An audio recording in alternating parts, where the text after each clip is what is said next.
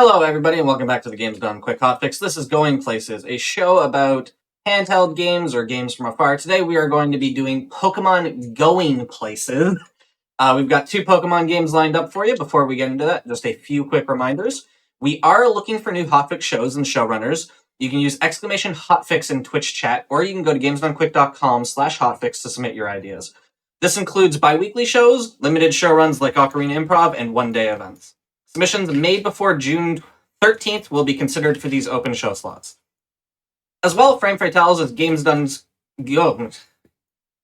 Done Quick's all-women online speedrunning community. The upcoming event, Flame Fatales, will run from August 13th to 20th. Volunteer applications are open now until June 17th. You can go to gamesdonequick.com/framefatales for more information. With all that said, I'll hand it over to our runner and I'll let him introduce himself.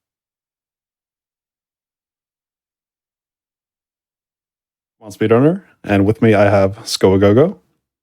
Hello, I'm also a Pokemon speedrunner. Yes, today we'll be carrying you through Pokemon Diamond and Pearl any percent. So I think we can go ahead and get started. We have an RNG manipulation that we're going to start with. So we're going to set our DS clock to a specific date and time. And I don't know how I'll be counting this down because I'm starting from -8. That'll be interesting, but I'll try.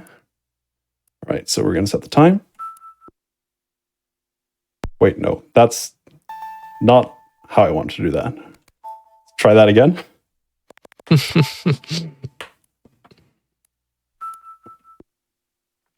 we go, and 3, 2, 1, start.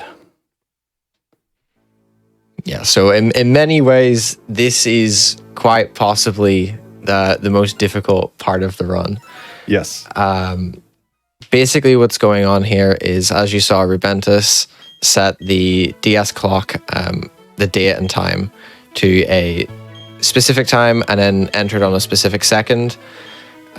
He's now going to go through the intro and he will find himself at a TV screen. You will see him pause at the TV screen, and I'll go quiet during that period because he has to time an A press. It's a 1-frame window at 30 FPS, and getting that correct will put him on the correct RNG seed.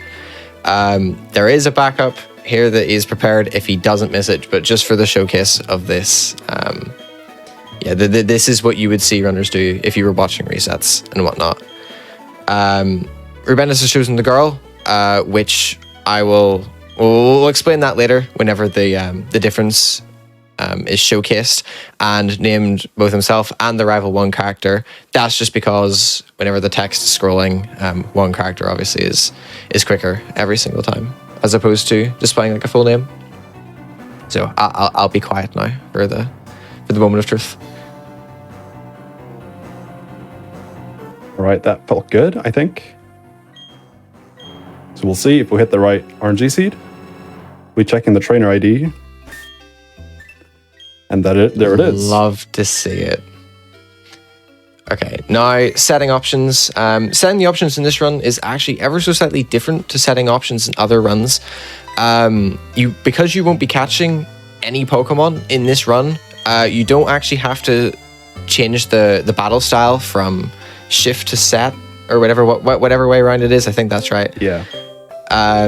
So obviously setting your text speed to faster, turning off battle animations, and the last option you saw there was L=A. That basically just allows you to have an extra button to mash through text with. Yes, this button here. Yes, very nice that button. It is a lifesaver in Gen 4, which is a feature that is sorely missed in Gen 5 runs. Absolutely. There is an additional way to check the RNG seed. If you're watching top runners, you will more than likely not see them check the trainer ID. The other way to check is by the overworld NPCs. They will always move in the exact same way if you're on the seed that you expect to be on. So in Generation 4, the main RNG in the game is quite easy to control. It's very predictable, and in a lot of areas it's pretty trivial to keep the manipulation up. Yeah, it basically falls into the category of, if you always move in the same way and do the same things, you will always get the same outcomes. Yeah, compared to a lot of other games, RNG moves pretty slowly. Yeah. There are two types of RNG that are quite notable in this. There is the primary RNG, which is just the overworld, as we've just explained, and then there's also battle RNG, which is very, very different in Diamond and Pearl by comparison to Platinum and Heart Gold, Soul Silver. It's quite crazy. It is quite crazy. So, in these games, the battle RNG advances every single frame in battle. That's not the case in Platinum and Heart Gold, Soul Silver. And for that reason, you can do things like manipulate catches off of save and quits. In Heart Gold, Soul Silver's case, you can actually manipulate fights as well. You can do it in Platinum as well. It's only really necessary in Heart Gold, Soul Silver. And it also allows you to manipulate Pokerus, none of which you can really do with any degree of success. There's been a lot of research into things like Pokerus, and particularly this Starly. This Starly is a big barrier for top runs. Yeah. Because of Growl. Because of Growl. Because the RNG is advancing every single frame, obviously it's like impossible to control, and the AI in Diamond and Pearl is completely random. Yep. For every trainer in the game. So the Wild Starly and Cynthia have the exact same AI. They won't use useless moves, but yeah, they will just pick randomly. The only difference is that double battles have slightly smarter AI, but I'm not prepared to say it's good because it is also very, very stupid. Yeah, stupid is a good way to put it. Yeah. So we got a Chimchar right now, and this Chimchar is quite good. It's not perfect, but it's very good. It has, I don't know the IVs, but it has, it's a naive nature, so it's plus speed and minus special defense. Special defense is very not important in this run, but speed is very important. Yeah, I actually have the IVs in front of me. Do you want me to read them out? Yeah, sure. 29 HP, 31 attack, 24 defense, 30 special attack, 15 special defense, and 31 speed. So yeah, the special defense stat is really not that important for this. Yeah, you only take a handful of special attacks in the run, so it's by far the least important stat that you have. And I actually cannot think of any off the top of my head. I think the only one I can think of is like Magical Leaf off of Roserade, and that's like the only one. Yeah, there's hidden power from the Abras. Oh, that's right.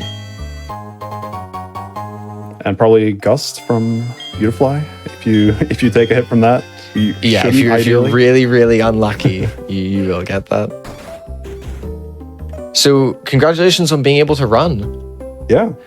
It's a big milestone for this game. So obviously all the movement here that's being done is specifically to avoid encounters. Some of it looks really goofy and really unoptimal, but it is all being done for a reason. Yes. Manipulation in this category can be carried from the beginning the whole way through to the end of Eterna Forest, about 40 minutes in. All being well, there are some really, really tricky segments of movement scattered throughout this run. I believe you are going for the full thing, Rubentus? Yes, I did get it, all of it, earlier today, so hopefully I'll be able to do it. Happy days. Okay, that's a good omen, and I hope that hasn't jinxed it or anything. Naming Chimchar one character for the exact same reason that you've named yourself and the rival one character as well. Now, the reason that Rubentus has chosen the girl is, as you will now have noticed, the boy is Professor Rowan's assistant. So Lucas actually has less text than Dawn whenever he's going through all his dialogue. It's most noticeable after the catching tutorial, but there are some other really, really small differences in text as well. That is, outside of like the minor text differences, that's the only difference. I know a lot of people in the community like to joke that the girl has longer legs, so she runs faster or whatever. It is just text differences. Yeah. And the reason why we chose Chimchar is because Piplup kind of struggles, dies a lot, and Chimchar just kind of powers through. And we also have hidden power that we're going to get. Which For any Turtwig lovers, unfortunately, it is never really considered.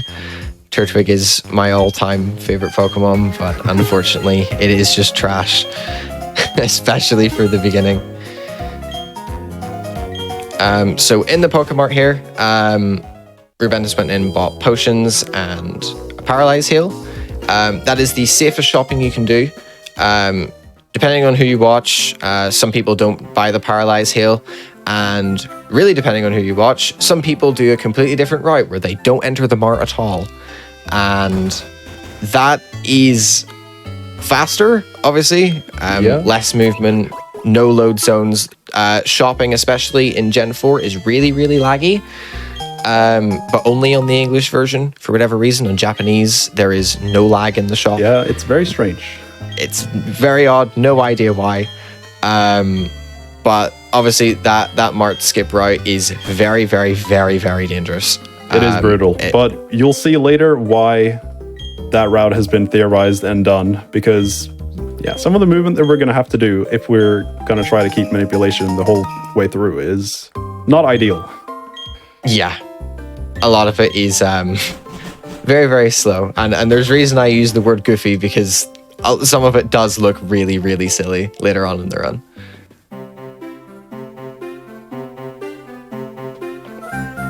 So again, more specific movement, and above Sandgem Town, we are going to be taught how to catch a Pokemon. This is important information. Very obviously, I definitely didn't say you don't catch any Pokemon on this run. This is important information. Write it down. It will be on the test later. I'm expecting everyone in chat to be paying as much attention as they possibly can be. Turtwig is useful. Here you go. Yeah, I forgot Turtwig. I forgot Turtwig is the catching tutorial poke in this. And it actually saves time if you mash right here, whenever they use a move.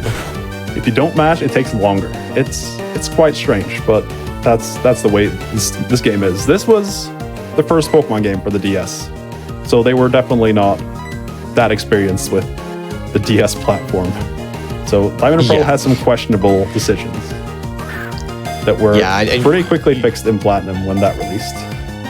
Yeah, the difference between the battle engine Diamond Pearl and the battle engine Platinum is night and day. Yeah, you'll see when we get to the first battle pretty soon that it's not the fastest. Yeah, and it's the big reason that things like crits are so valuable in this run. Not only is it, the run is short, so any amount of time save is really good. But because turns are so long, crits save I think it's twice as much as they do in Gen 5 or something. So that text that Rubentus has just matched through. Gen 4 RNG is kind of weird in that if there is text after a battle, the overworld RNG does continuously advance during the text boxes. Yeah, and the tutorial counts as a battle. Yes. So all of that text had to be cleared quickly within a certain frame window. And the reason you reload the route is to keep consistency with your manip. You want to be leaving the route on the exact same RNG frame on every run, basically, so you can keep the intended path through the game consistent. This fight is not going particularly well so far. That was a very nice save as well. Yeah, this fight is very, very, very rough.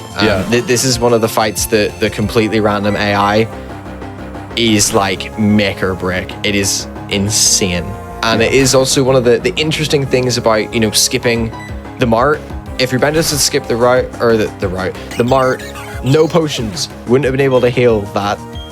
But however, it does let you get away with things where you see quick attack does 6. If you're on 1, it's never guaranteed to use quick attack. So you can get yourself out of some really unfavorable situations just by dumb luck. Yeah, so that fight is really tricky because the Starly is the same level as you. So and it also has same type attack bonus on quick attack, so it does a lot of damage. So if you don't have a potion, you just if Tristan plays the name of the trainer, if he plays it correctly, he just wins. Yeah. Like, we're at a disadvantage even with our amazing stats, Chimchar.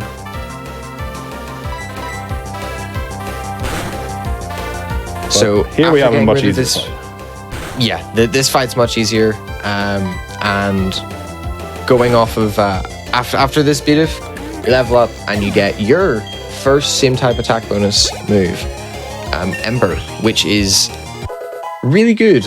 Yeah, it's very nice to early finally have get something this. better.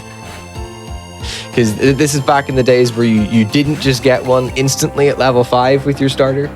You actually had to train it a little bit before you got it. Now, you'll see, I don't know how much this is going to come into play. Chimchar has an ability called Blaze, where if your HP is at 1/3 or below, you will get a damage bonus to all of your fire type moves. It's like an extra 50%, I think it is, yeah? Yes. Yes. And that allows you to make it's less saving turns and more things become ranges and you can save turns. And by range, basically it's every time you do damage in this game, the damage formula spits out like 16 values for how much you can do, and you just have to roll a high enough value to kill the opponent. Just like the Shinx just did. Yeah. It did 3.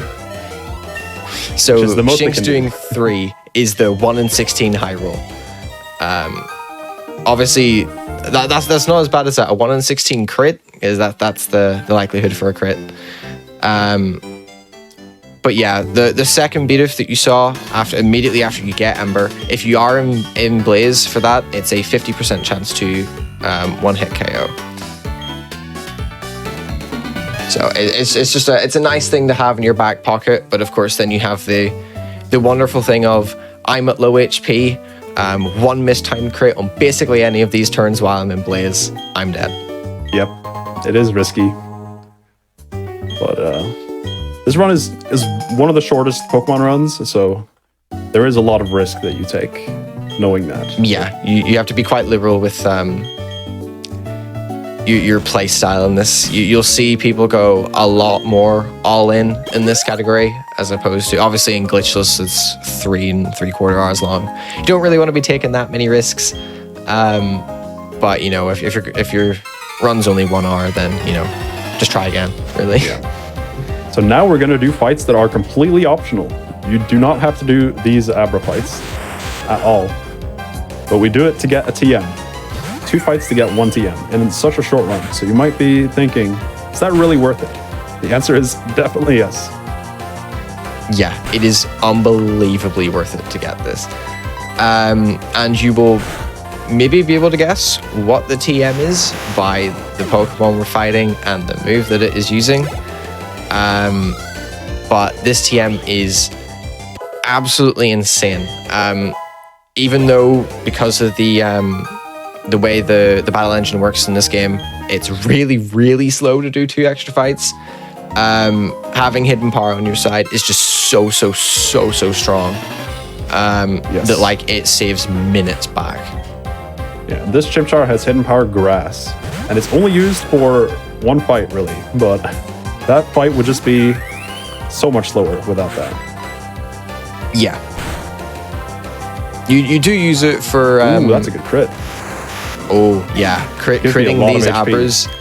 Critting these Abras is so valuable. Yeah, they do a lot of damage to you. They do like 1/3 of your health, which is pretty crazy at this point.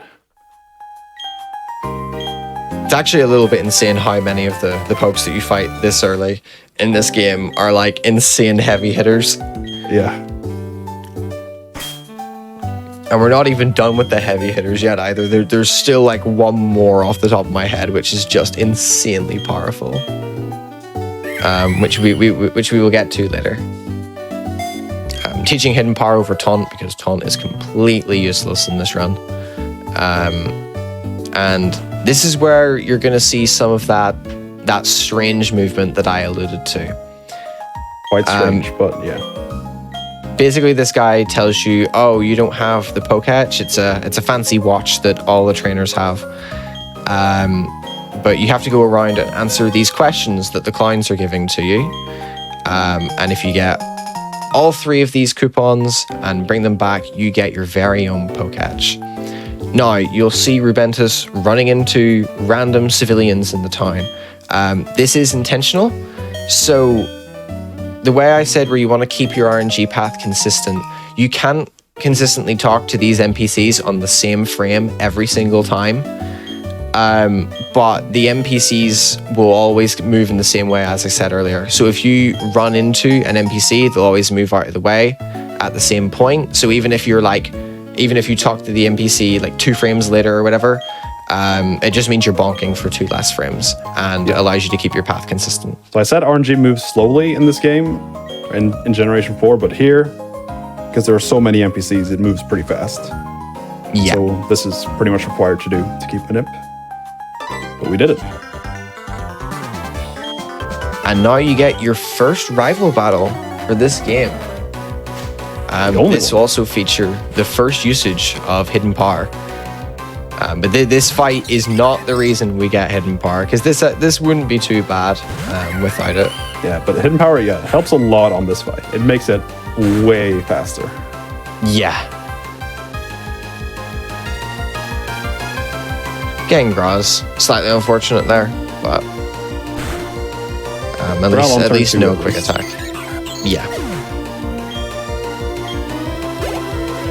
So I want to say Hidden Power saves around 45 seconds on Piplup here. This one Pokemon alone. Yeah, that sounds right.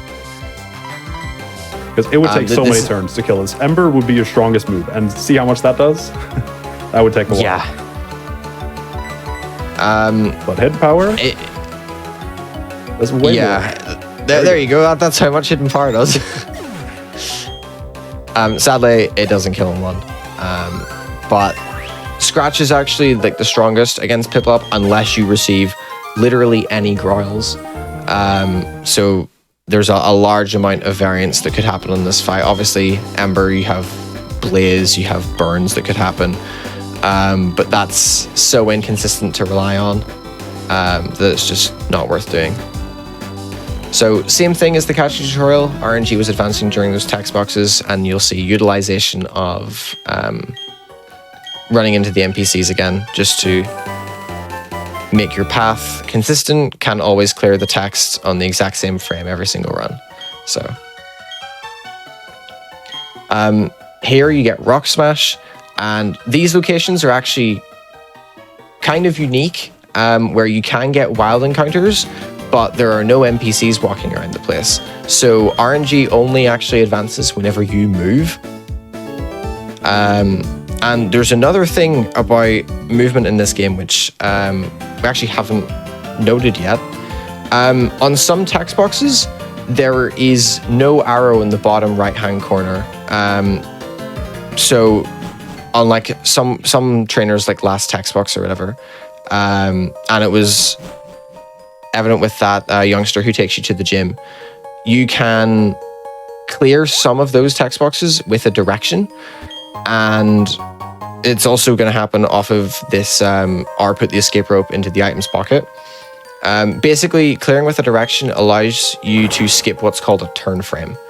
Turn frame is it's a little turning animation. It wastes like 4 frames or something. But obviously, you want to skip those. But turn frames themselves in locations like grass or in caves actually does advance RNG as well. So if you accidentally don't turn frame off of picking up the escape rope, your RNG manip is probably gone. Yeah. So we got manip all the way to the end of the mine, which is very good. That means we don't get any encounters before we have the opportunity to buy repels if we want. And we also taught Rock Smash. You might think Rock Smash is a weak move if you know anything about Pokemon, and you would be right, but when we evolve, we're about to gain the fighting type, so it'll be boosted by the same type attack bonus, so it will be a pretty good move that we will use several times. And now we have Rourke, the first gym leader, finally. It would also be slower to catch like a Bidoof or something to use Rock Yeah, Smash. you needed to progress. So if you actually skip the Mart on this new route that I had mentioned, this is one of the biggest run killers. Because you can't heal, you have insanely variable HP to this point. There's like one potion you can pick up for Jubilife. So depending on your HP going into this fight, there is sometimes just like a 2 in 3 chance that you just instantly lose. Sometimes it's a 1 in 3. Yep. And it's purely dependent on what the next Pokemon that you're about to see, Cranidos, uses.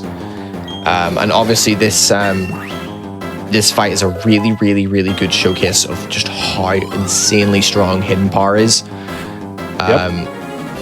If you didn't have Hidden Power, the strat is to fight trainers until you evolve, and then use fighting type moves to clear this gym. Yep. It takes several minutes longer.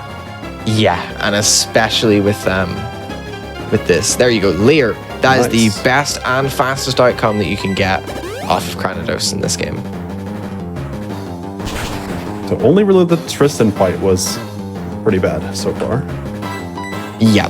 So this is the heavy hitter poke that I was talking about earlier. Cranidos knows Headbutt, which does, I think it's like 19 to like 23 or something. Yeah, exactly. Yeah, which is an insane amount of HP to do this early in the game. But yeah, Hidden Power clears it easily, and that is the first gym badge.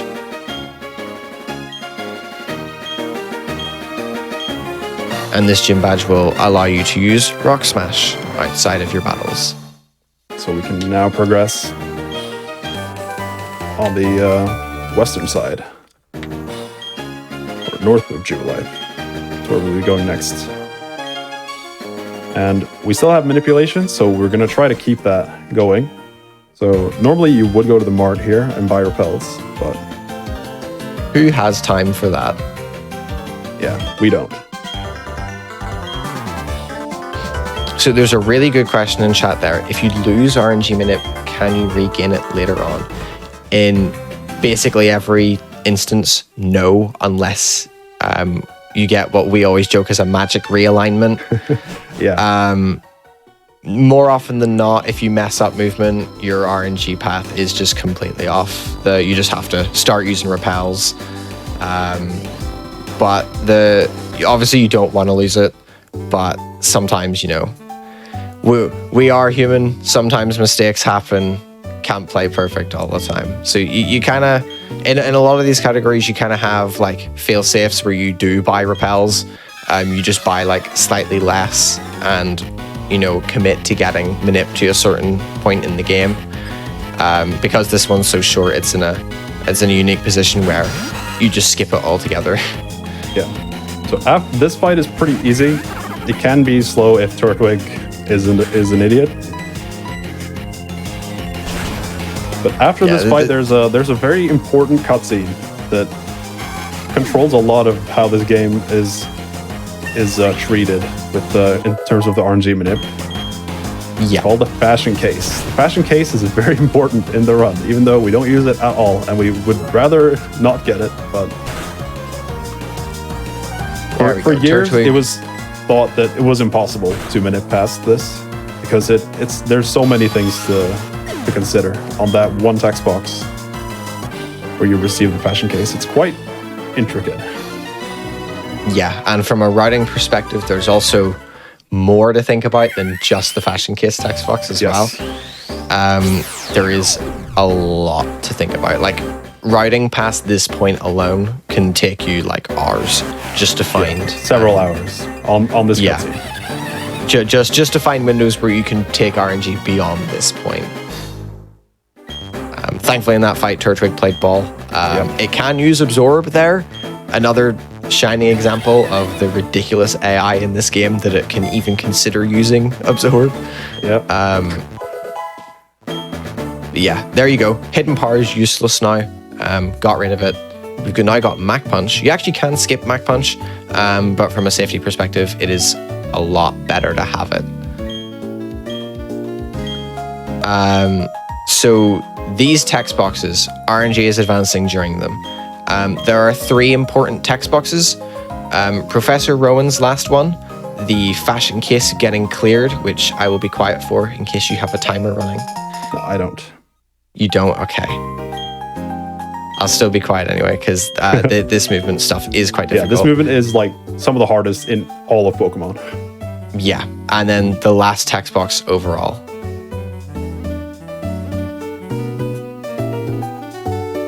I messed up.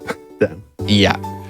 So that point the Rubentus just messed up is probably the second hardest bit of movement in the entire run. Basically all this back and forth movement is, like I explained earlier at the catching tutorial, you want to be leaving like the city or the route on the same RNG frame every single time. All that running back and forth is just to get a point in the RNG where the window is large enough that you can realistically exit on the same frame every time. So that it's a lot of searching that goes into that kind of stuff. Yeah. And the Fashion Kiss text box itself is one of the big barriers because it actually advances RNG. So whenever you're writing it, you need to find a window where the value is the same for long enough that you can realistically get it on every run. So these spinner passes are, I guess it's still relatively new that you can consistently get past these lot if you are doing the correct thing, I suppose. Basically, we're approaching these spinners in a certain way. You'll see Rubentus do specific movement leading up to the spinner and then pause. That pause is just to check if the spinner is looking away or not. In all these instances, if the spinner is looking away, the pass is guaranteed. And if the spinner is looking where you need to go, just wait, and then the double turn frame strat.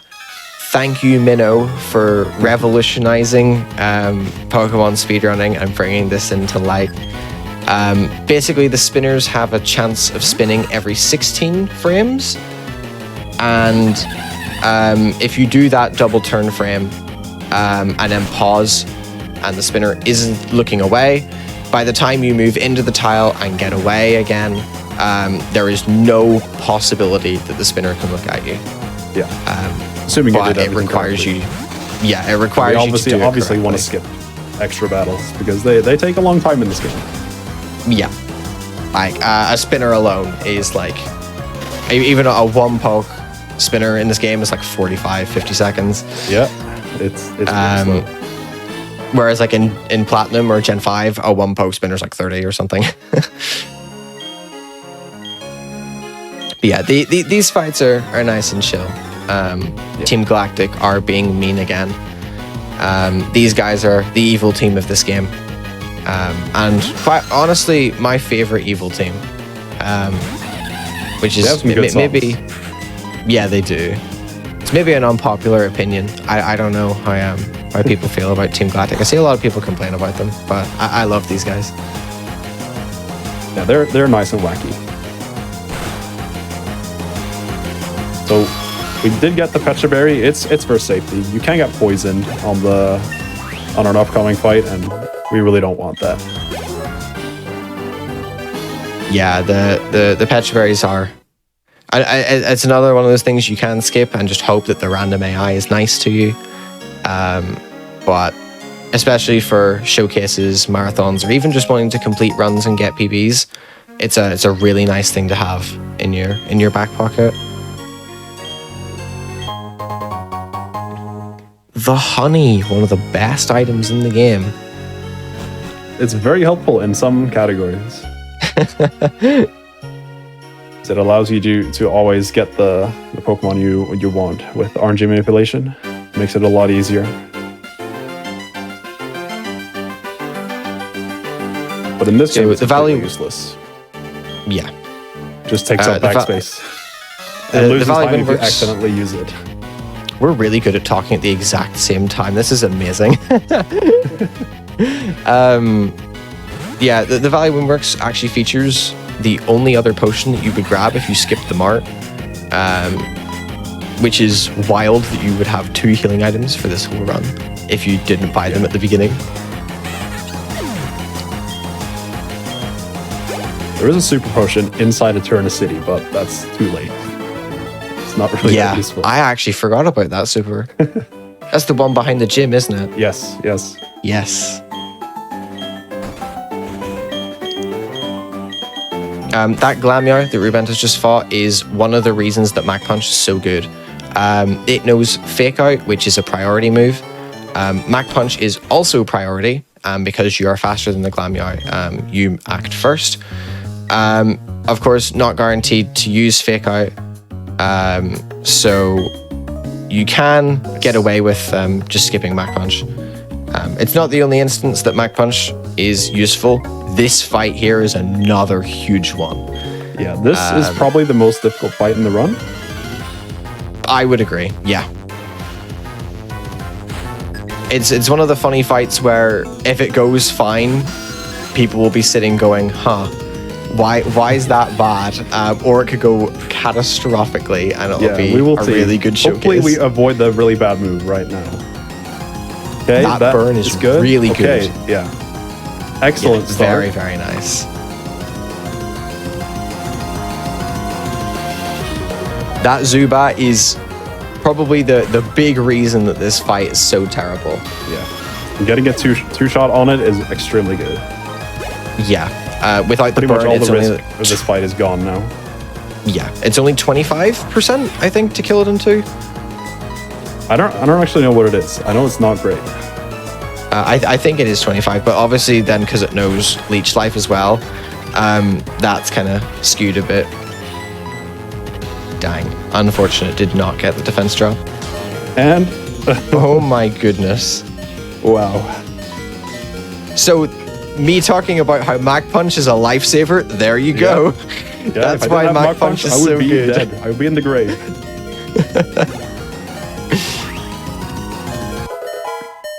The terrible move we were alluding to is not Supersonic. That's a good shout. It is Toxic.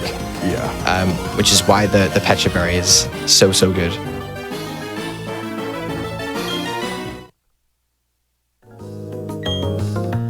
So yeah, Mach Punch wins again. Yep. Very good move. In the perfect situation, that Rock Smash would have gotten the 50% chance to reduce the defense of Perugly, and Rubentus wouldn't have had to use the Leer and would have just been able to go straight for the Mach Punch and win.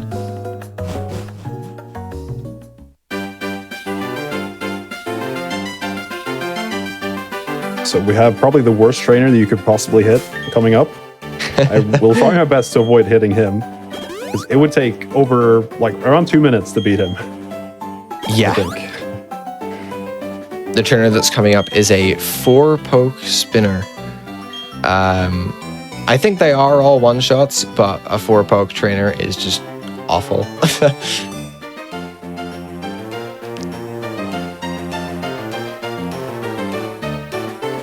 These guys are another big reason that Manip is so powerful in these games. Obviously because the NPCs move the same, spinners are always going to be the same as well, so you can manipulate the passes and you won't have standoffs like that. Yeah, that took a long time. Usually they are a bit nicer than that, because that was quite ridiculous.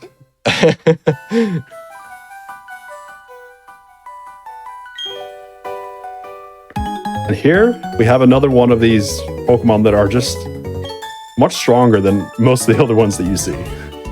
Yeah. It's quite an unexpected one. Yeah, it is really unexpected. It's not a Pokemon you think of as being strong.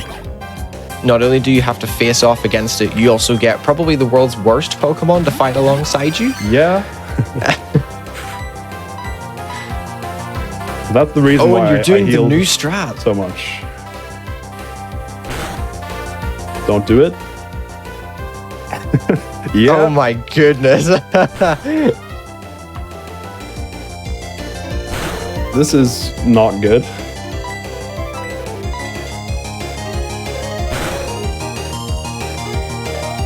Wow, Patriciu's real and Chansey. Yeah, see, this is why Chansey sucks. Yeah. As soon as Chansey takes any damage whatsoever, Soft Boiled comes into its potential moves to use. I'm going to heal because dying here will be I do very, not blame very you. bad. Yeah, because you don't enter any Pokemon centers at any point in this run, if you die here, you are in your starting town and you have to run the whole way back up again.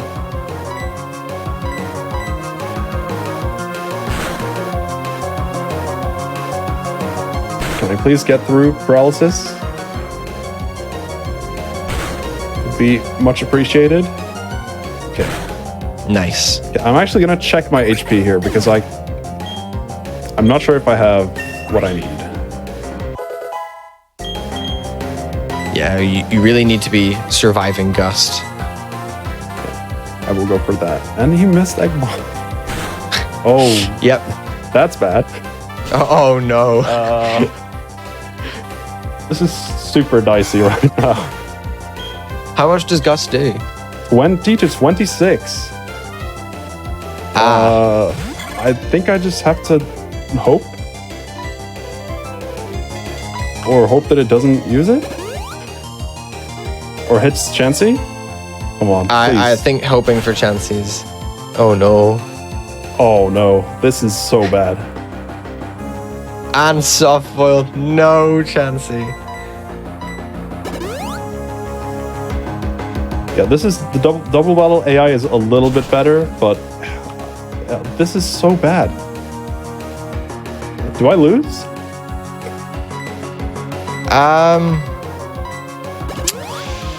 I don't know. I have seen it use Gust on Chansey before. Yeah, I've seen that too, but it's not happening. It's refusing right now. Oh my goodness. I'm out of potions. You know, in a perfect world, had Chansey been pulling its weight, Beautifly would be gone right now. Yeah. And I am dead. Just gonna have to risk it. Yeah. Oh no, you crit. No, I you got crit. charmed. I'm not gonna kill with Mach Punch. I'm gonna try. Crit, just crit. Oh, that did absolutely nothing. And Dang. I'm dead. Wow. Oh. That's incredible. I cannot believe it. My goodness. I healed to full HP, or almost full, before the fight, and I still died. That's Yeah, that is a comically bad showcase. Yeah, well, comically that's how luck. bad things can go. Yeah. So now we begin our long trek back. Should I buy more potions? I would buy more potions, yeah. I might need more repels too. How many repels do you have? I have 7 left now. That might be enough, yeah. 7. 1 to get you into Juby. 1, 2. No, 7's enough. Yeah.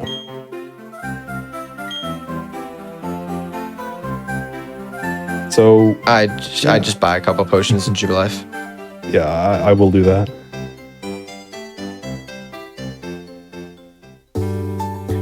Yeah, it's the classic example of Pokemon's an RNG game, and even if you make the right decisions, just sometimes there's absolutely nothing you can do.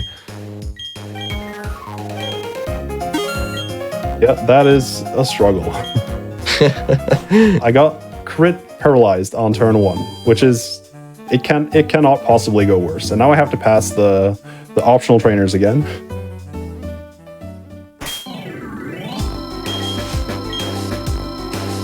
It's just more showcasing for the people that want to learn the spinner passes. Yeah.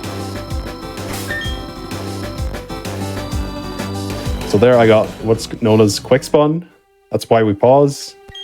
She turned my direction, so I have to wait again.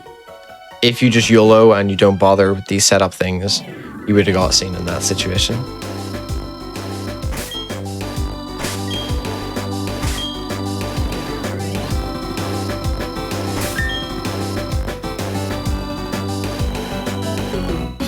It's very nice reactions. Let's just take that center here. I probably Just should have in done case. that in the first place when I didn't have manip. I didn't think of that. I didn't either. Just in case it happens again.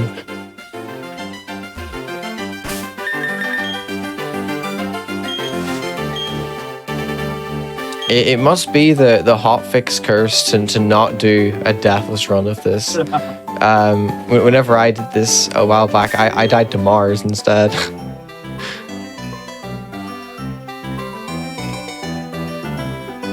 Alright, we're back. Hello. Cheryl, I had to think what her name is. Please be less useless this time. Yeah, hopefully Chansey gets like a turn 1 crit or something on Pachirisu. Yeah, hopefully. Yeah, a ridiculous amount of things had to happen exactly the way they did for that loss to occur. It's silly, but we're just gonna get a really good fight this time. Yeah, here we go. It'll just go perfect. Watch this. So we're using Rock Smash for the chance to defense drop. Got it that time. So I would Lovely. love if Chansey hits Pachirisu on this turn. Nope. Oh no. And String Shot. So shout out to Arnie, who routed this fight on like the best options on what you should do. He did a lot of work on this fight specifically. Chansey just super useless. Come on, Chansey. Crit Egg Bomb on the Wurmple to save 1 turn. Come on. Be a You can real do one. it. Come on. Oh no, yeah. Got charmed. But crit would have made it outspeed. Alright, so we are, again, slower than the Beautifly. So hopefully no second crit. I don't know if I live from full or from this HP. I think it would be a range. Yeah. A crit. If the min roll's 19, yeah, it would be a range. Because right now I have... Yeah. Yeah, it would need a really, really high roll. No, it uses it on Chansey. Crying. Wow. Man. Oh. Well, that's how easy it should be. Yeah.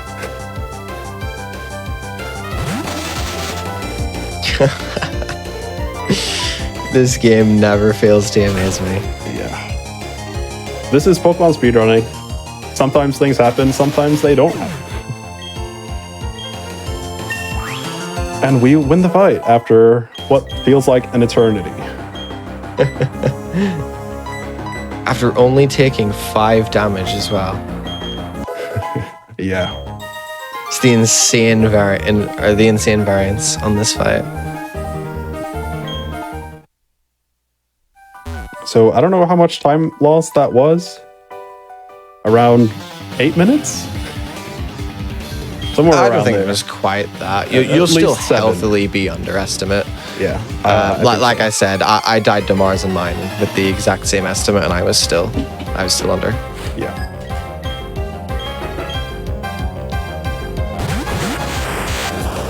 So this is another fight that you really want Chansey to pull its weight. I don't really need that because I have Flame Wheel already. Oh, you have Flame Wheel right Yeah. now. I'll save a few seconds because of my death. Hey, man, we'll take a few seconds. Crit Egg Bomb and just go Come for on. like the 1 turn Yeah. fight. Dang. No damage at all. The Egg Bomb too. Yeah, would need to... Even if Chansey crits these Abras, it's not guaranteed to kill them. Yeah. It is a range. Chansey is not good. We do like Cheryl, though, because she heals us between battles. So Yeah, that is very we just helpful. we just wish Chansey was a bit better, but Cheryl is very, very nice. Actually, no, I retract that. She doesn't give you a reward in this game for getting her through Eternal Forest. No, she just kind of leaves you. Thank you so much, and she's gone. Yeah. And you In never see Platinum, her you get again. a Sooth Bell. Who knows where she ends up. So now, this is why we pick Chimchar in particular, because this gym is just almost free. Yeah, with the other 2 starters, this gym is just horrendous.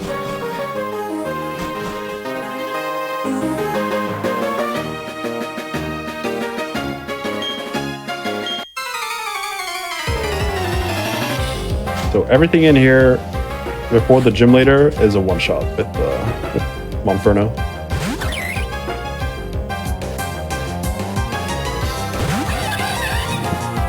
And you might see the entire reason you buy the Paralyze Heal in the very, very first shopping menu. Oh, you could have used it on Patchy. Yeah, I probably could have. I forgot you had it.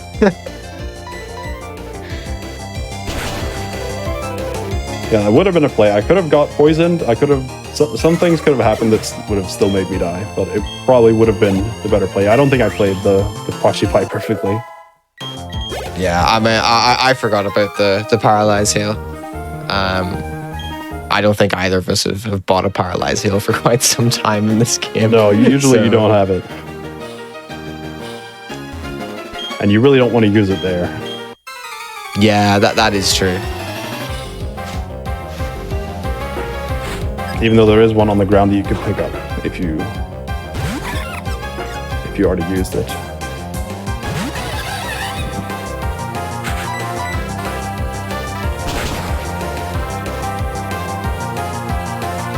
So probably should talk about what this category is. So this is any percent. So we are going to use glitches. There's only one glitch that exists that is speedrun useful.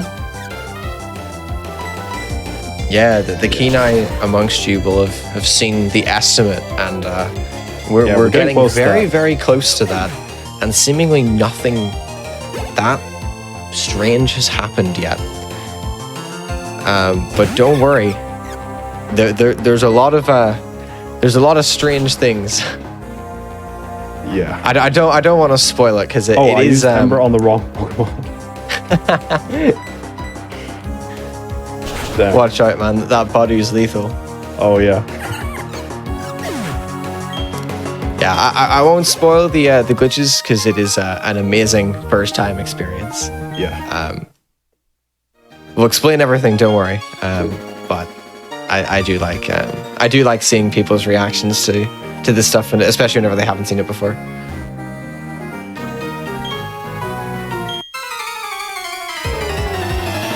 So for people who have never played Diamond and Pearl and have only played Platinum, they're probably a bit confused looking at this gym because it's completely different in this. Rubentus, do you prefer this version of the gym or the Platinum version? I prefer the Platinum version, I think. Really? I prefer this one. Really? Yeah. Yeah, I guess it is a little more fun. The clock is kind of... It just moves. Like, it's nothing special. No, the whole thing with this gym is you fight a trainer and they give you a hint to where the next one's hiding in the maze. And once you fight them all, you can go and fight the gym leader, which is the only real fight in this gym that can be in any way problematic. Assuming you use the right moves, like I did just now. Well, that is true. Budu Poison Sting Poison was on the cards, I think. Well, I do have the Pecha still, I think. You do, yes. But it wouldn't be ideal. I can get poisoned again. That is also true, yeah. Twice, actually. Yeah. There's 2 Pokemon that can poison me. One of which is on this fight. Yeah, here we go. Second badge about to be acquired. dare say I have a pretty good chance at winning this fight. Yeah, you have an almost non-zero chance of losing. I don't think I've ever seen anyone lose to this. Touch wood. People have had very bad fights, but yeah, I'm yet to see anyone ever lose.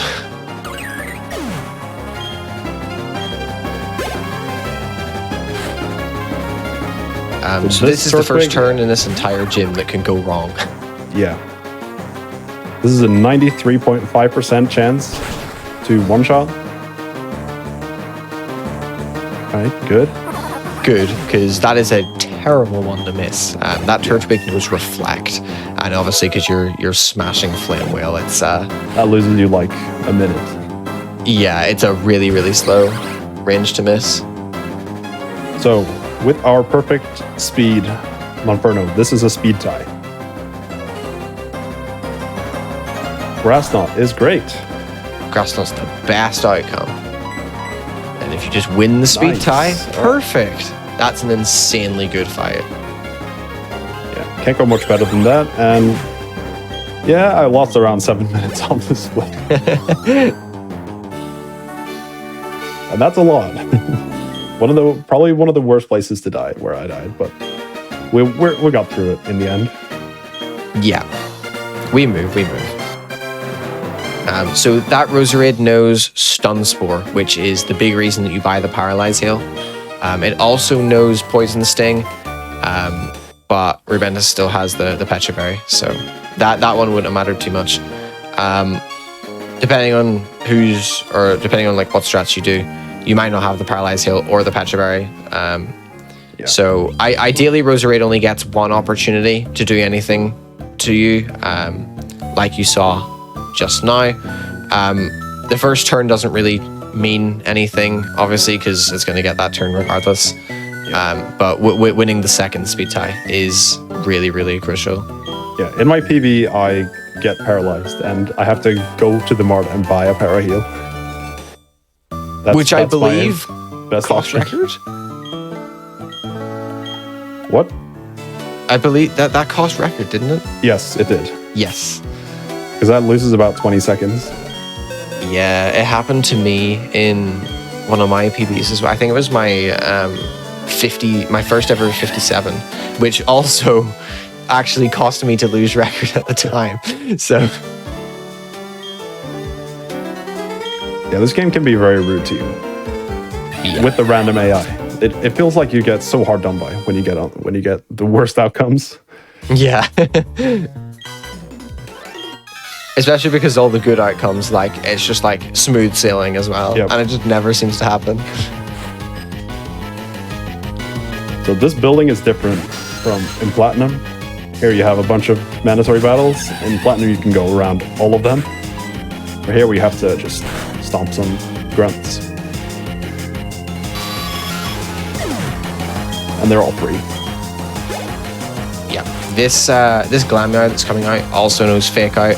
Sadly, you don't have Mach Punch at this point. So this is one of those silly places that you can just lose like 7 seconds. Just for no real reason, really. Yeah.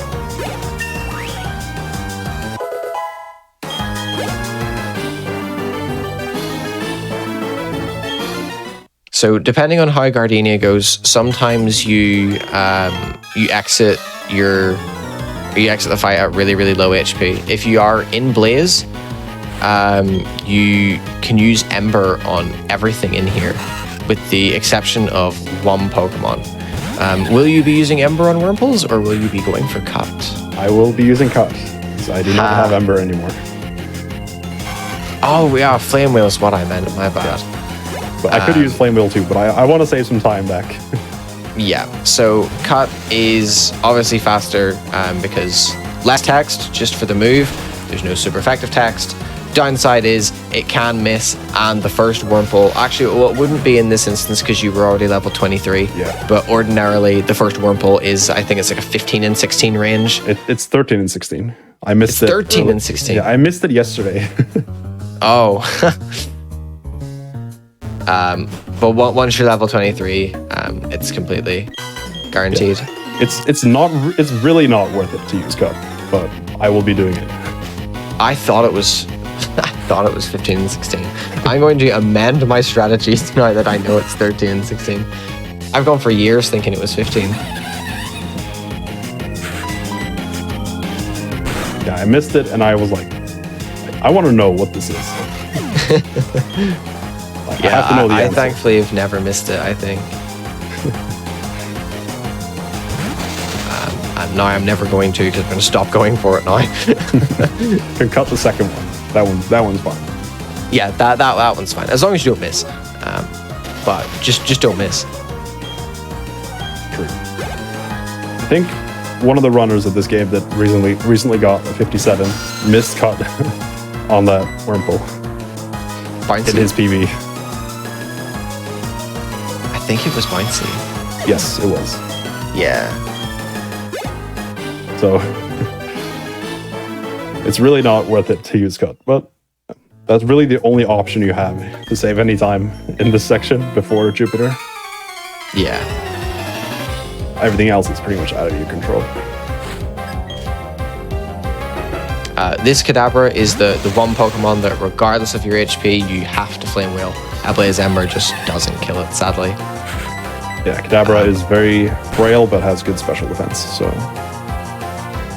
I've actually never been in a position where I've been in Blaze on this split. Have you? Yeah, you pretty much never are. I have never. You have to get like a truly horrendous Gardenia, I think, to be in Blaze. Now, Blaze is sick. Don't get me wrong. Like, Blaze is really, really good on the split, particularly for this next fight, which is Jupiter, the next Team Galactic commander. Blaze is actually risky on this fight because Skuntank is not a guaranteed KO. If you have Blaze, it's only a 77% chance. However, this Zubat is guaranteed. Yeah, now that I'm level 24, I cannot miss this range. 15 and 16 again, otherwise. It's another one of the ones that is horrendous to miss. So this Skuntank, random AI strikes again. It can do whatever it wants. And yeah, it can be really bad if it uses Smokescreen. Poison Gas, that's fine. Still got the Pecha. And that looks like a good damage roll too, so... Yeah, I don't think I'll be not killing this. Unless you get horrendously unlucky. Yeah. Lovely stuff. That is the last fight of the run. Yeah, believe it or not, there are no more battles.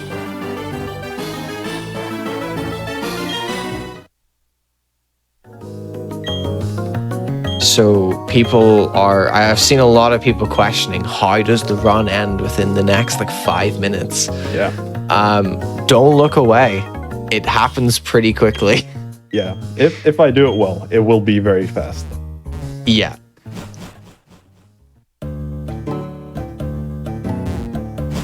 Yeah, if you've never seen this before, you're going to be very confused and you're going to love it. This is one of the best things. This is why Gen 4 is so cool. Because this is the only real glitch. To Eterna City. We cannot leave until we get the Explorer kit. It's quite weird that they made you have to get it, but we have to go here.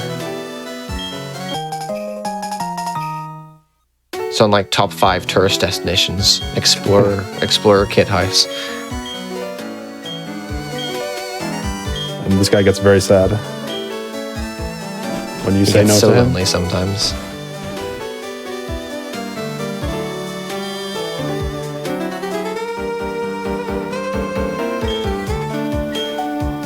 Finally, we get the bicycle, the fabled bicycle.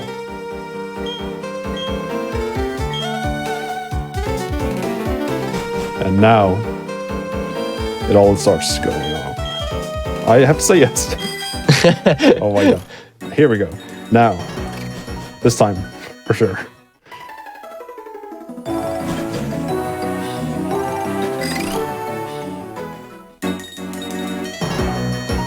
I was going to save before this, but I forgot.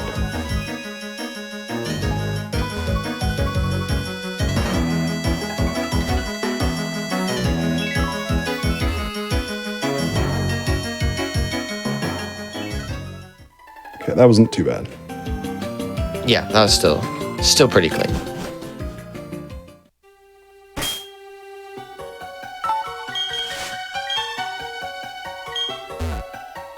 So even if you did theoretically get Manip the whole way to this point, you still would have to repel here. There just isn't like a string of RNG frames that you would get through there without any encounters. Lovely stuff. There we go. And we actually have to save. It's a bit strange, but that's what we have to do. This save and quit is necessary.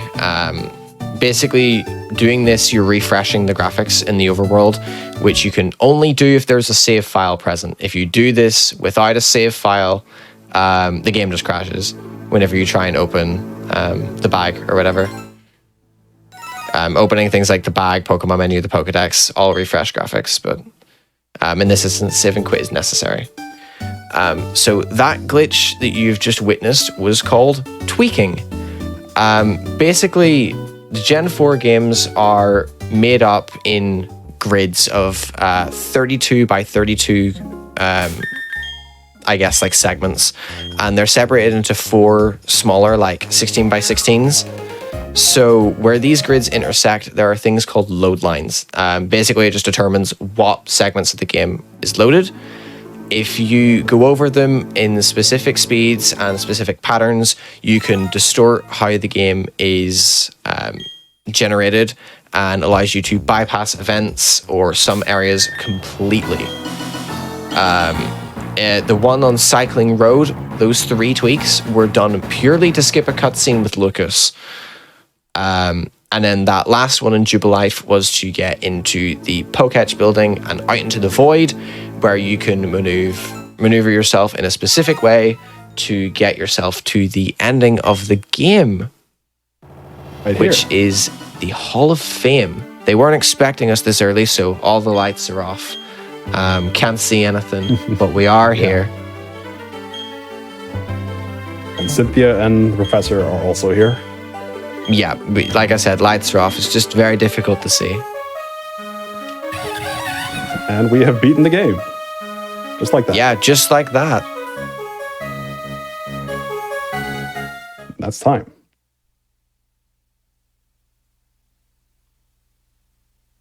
So that yeah, like I said, in 1 hour and 5 minutes.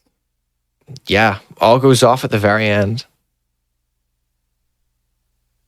Yeah, it's a really cool glitch. Yeah.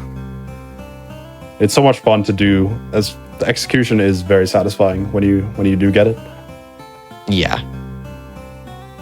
And you do have to be quite careful with it as well. Yeah. It's very easy to crash your game on some of those. Yeah, I probably should have saved. I really forgot to save before everything went off on Cycling Road. It's fine. The only one that you can realistically crash in this run is the Jubilife tweak.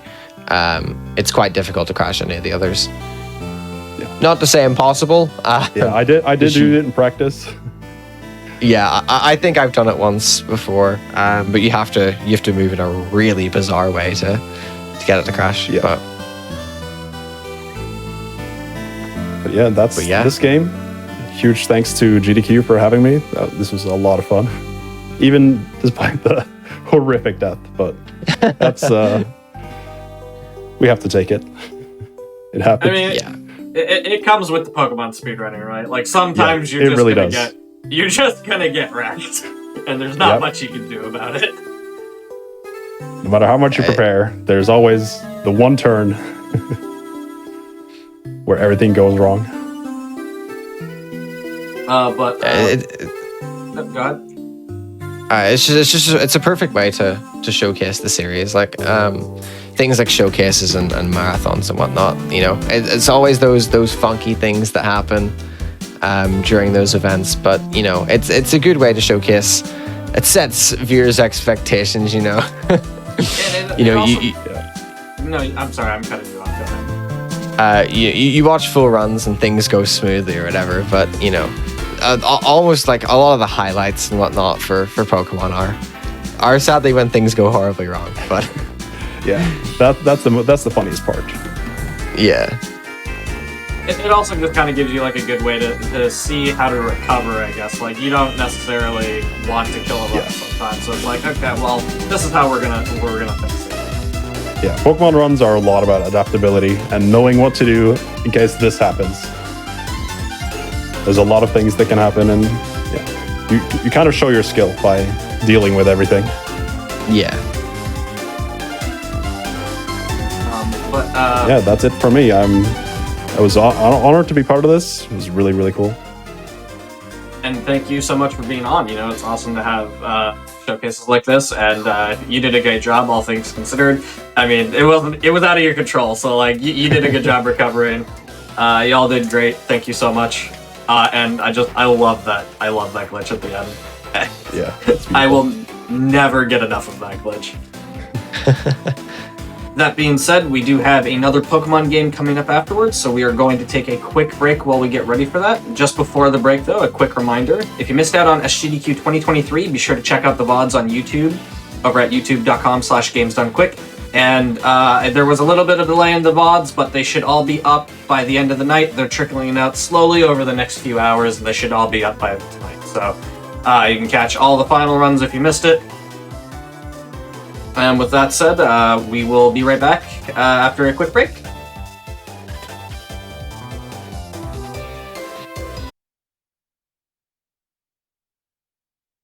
Hello, everybody, and welcome back to the Games Done Quick Hotfix. This is Going Places. Today for you, we have Pokemon Going Places. We've got our second Pokemon game of the day, Pokemon FireRed. I will hand it right over to the runner. I'll let them introduce themselves. Hi everyone. I'm the Math Genius. I have two commentators with me here today. They can go ahead and introduce themselves. Okay. Hi everybody. I'm Adnan. I also I have played this game a lot. So I do know a few things about this, and I'm excited to be here. And hi, I'm Mockwing. I've also played this game a bunch. Some would say probably more than is probably healthy. But excited to do commentary for this run. It's one of my favorites. And Math Genius is certainly the person to show it off. Yep, so today we're going to be presenting the FireRed Any Percent category. I guess I can... The run will start when I press A on the new game. And there's nothing else. I just guess I'll go ahead and count down. So I guess I'll go from 5, 4, 3, 2, 1. Let's go. I guess for the first part, there's not really too much to talk about. I think the Math Genius said he's gonna try to go for Manip in this game. Yep, that's correct. I'll be doing it once. Okay, that's pretty... I don't know. It's good enough to explain how this Manip works. Pretty much for this game, the game runs at around 60 frames per second, and at the start of the game, we are gonna try to aim for a 1 frame manip, so it's like a 16 millisecond window we're trying to aim for to hit a Squirtle with at least 30 special attack IV with plus special attack nature, and then also it has a few other requirements, like it needs to have decent speed and not too bad attack and defense. Other than that, you have like a lot of wiggle room for Squirtles. Oh yeah, already spoilers, we're gonna be using Squirtle for this run for the entire part of the game. So yeah, it's just really important to actually have good stats. The problem for this manip is compared to, like, if you compare it to Sapphire and Emerald, there is a little bit of inconsistency, I'm gonna call it, in this manip, because there are NPCs on the screen that you can see that are like randomly moving around. And whenever an NPC moves, they advance RNG, which means we have to adapt to their movement in order to try to hit the Manip Squirtle. So let's see if the Math Genius actually manages to hit the correct frame.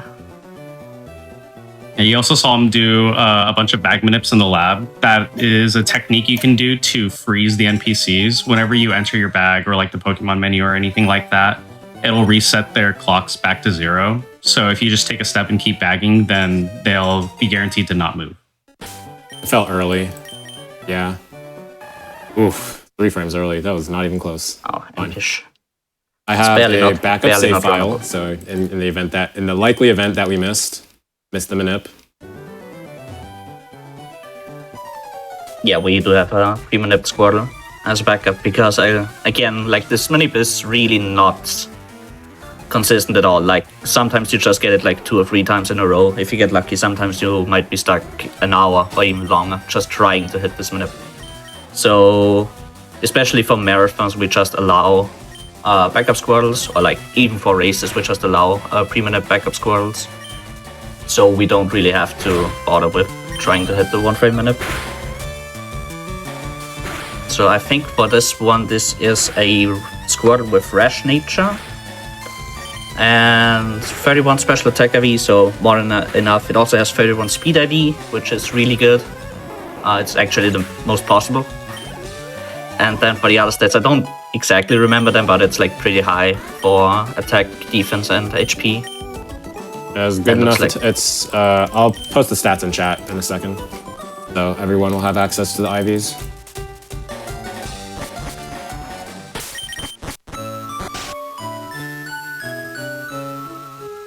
It was a good, Small- clean Rival 1 fight. Very Fun happy fact, with that. if you don't use Tail Whip during the fight, Tackle is coded to not miss during the fight. Yep.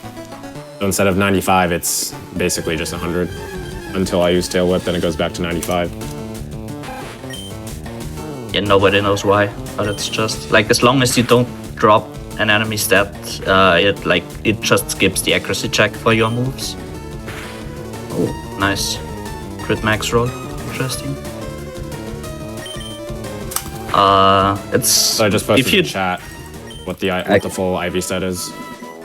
There we go. So yeah, 29 HP, 24 defense, 9 attack is a little bit on the lower side, but it's more than enough. 0 special defense is like whatever.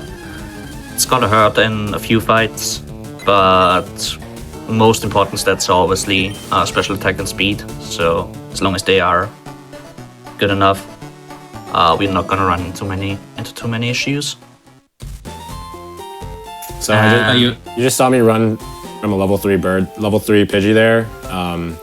There are scenarios where I actually, the minimum requirement is 1 Pokemon's worth of experience to get through the first part of the run. You can opt to get a second Pokemon's worth of experience. When you do that, essentially depends on when the speed EV that Pidgey gives, which is basically which will eventually be a small boost to my speed stat in the future, when it will be useful. So in that scenario, it was actually sort of useful to get that speed EV. It would have contributed to the 5 that I would need total to get a threshold about an hour and a half into the run. The reason that I didn't kill it though is because 1, Pidgey, I'd like to 3-shot any mon that I get for experience. Pidgey is, like I think 30-something% to be able to not get 3-shot, and its only known move is Tackle. So if I don't 3-shot it, and if I miss a Tackle, for example, I'm taking a lot of damage. And considering the fact that I got crit max rolled by the first Rattata, I just decided it was just safer to go. And I also have a second pass to go through Route 1 anyway. So there's also like a 50-50 chance that I can just I can just go and get it on my second pass. Get the experience, get the second speed EV that I need. I guess I didn't explain EVs that well. The commentators can kind of quickly cover what they are, along with the IVs that are pinned in chat. Was it EVs that were introduced in Gen 3? Or was it earlier? Yeah, it was EVs. Yeah. Okay, nice. I guess IVs as well, but there were DVs in Gen 1 and 2, so it's... Yeah. I know, Markman, if you want to take that one. Yeah, sure. So there's 2 stat values that are associated with your Pokemon. One is the IVs, which is what Mac Genius posted in chat. Those are the ones that, like, when your Pokemon spawns, it's just, like, essentially born with those stats. So, like, the Squirrel, for example, incredibly good in special attack. And then the other thing is EVs, which are stats that you get from knocking out trainer Pokemon or wild Pokemon. And depending on the Pokemon, like it'll give a corresponding IV. Like rats and birds will always give a speed EV. If you knock out a Geodude, it's going to give a defensive EV, for example. And that's taken into account over the course of the run, like which Pokemon we're knocking out, because it's going to raise your stats. I think it's every 4 EVs, your stat goes up 1 point. Your IV goes up 1 point? Oh, yeah. Per 4 EVs. Thank you. And Yeah. it's like the higher, or like the more EVs or the higher IV you have, like the more stat that gives you, like, it matters more the later you, or the higher level you get. Like for the start, it's not gonna, like the EVs are not gonna matter too much, but the further we get into the game, the more the extra IVs we get, or the extra EVs we get will actually matter. So I guess we're approaching Forest, and this might be a good time to introduce how encounter immunity works in this game. That's always a fun one. FireRed Leaf Green is kind of unique, I want to say, compared to other games, because in this game it works like this. So if you get an encounter whenever you enter a new area, you get a set amount of tiles where on each of the tiles there's like a 1% chance to generate an encounter. And after that, like it changes to like I think whatever the place you are currently in has as an encounter rate. So in forests, the amount of tiles you get 1% tiles are 7. So after every encounter or after entering the forest, every 7 or the first 7 grass tiles, it's actually important to say that the first 7 grass tiles are 1% to generate an encounter, and after that it's like I think 20% or whatever it is in forest. So Usually I you want to don't say it's potion, pretty but I'm good. Oh yeah, good idea to get the potion. I have Yeah. 3 potions for for the Brock split. Surely that'll That's be gonna be enough. We have all played this Absolutely. game a lot. We know that a lot of things can go wrong in the first split.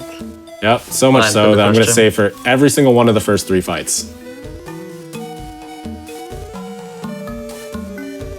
Yeah, turns out being on the level is not that great. Like you saw us just skipping a lot of optional trainers there.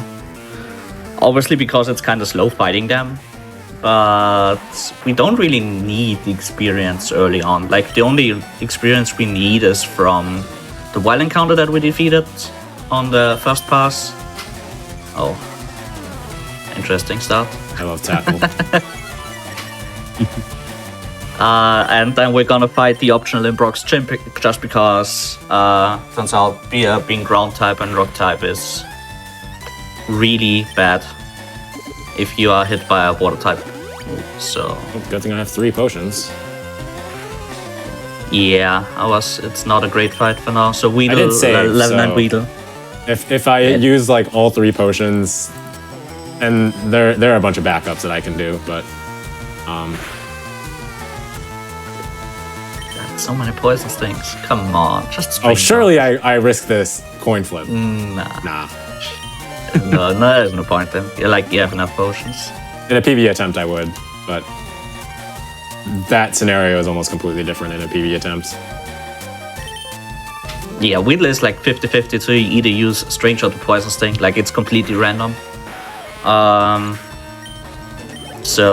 Poison Sting is also 30% to Poison. Getting Poison is actually good, though, because we are going to set up HP to a very specific value going into the gym. Fun fact, if I didn't miss the first tackle, I wouldn't have needed a potion a second time. That's true. That's why you get the third potion, though. Yep. So yeah, I don't know if somebody wants to explain what Torrent is. I'm counting, so Mockwing. Okay, yeah, sure. So, in Gen 3, Pokemon introduced abilities to Pokemon, and with the starters, you have a ability that's related to your typing. Essentially, when you go down to a third or less of your health, your same type attack moves, so for Squirtle Water, are going to get a 50% boost, which is extremely critical for Brock's Gym, because otherwise, even with your type advantage, you're still not knocking out some of these Pokemon in one move, which is important for sure.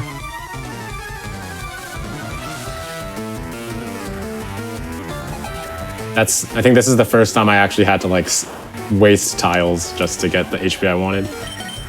Yeah, that's so rare. Like usually you don't end up at like 20 something HP after the semi-fight. Sorry.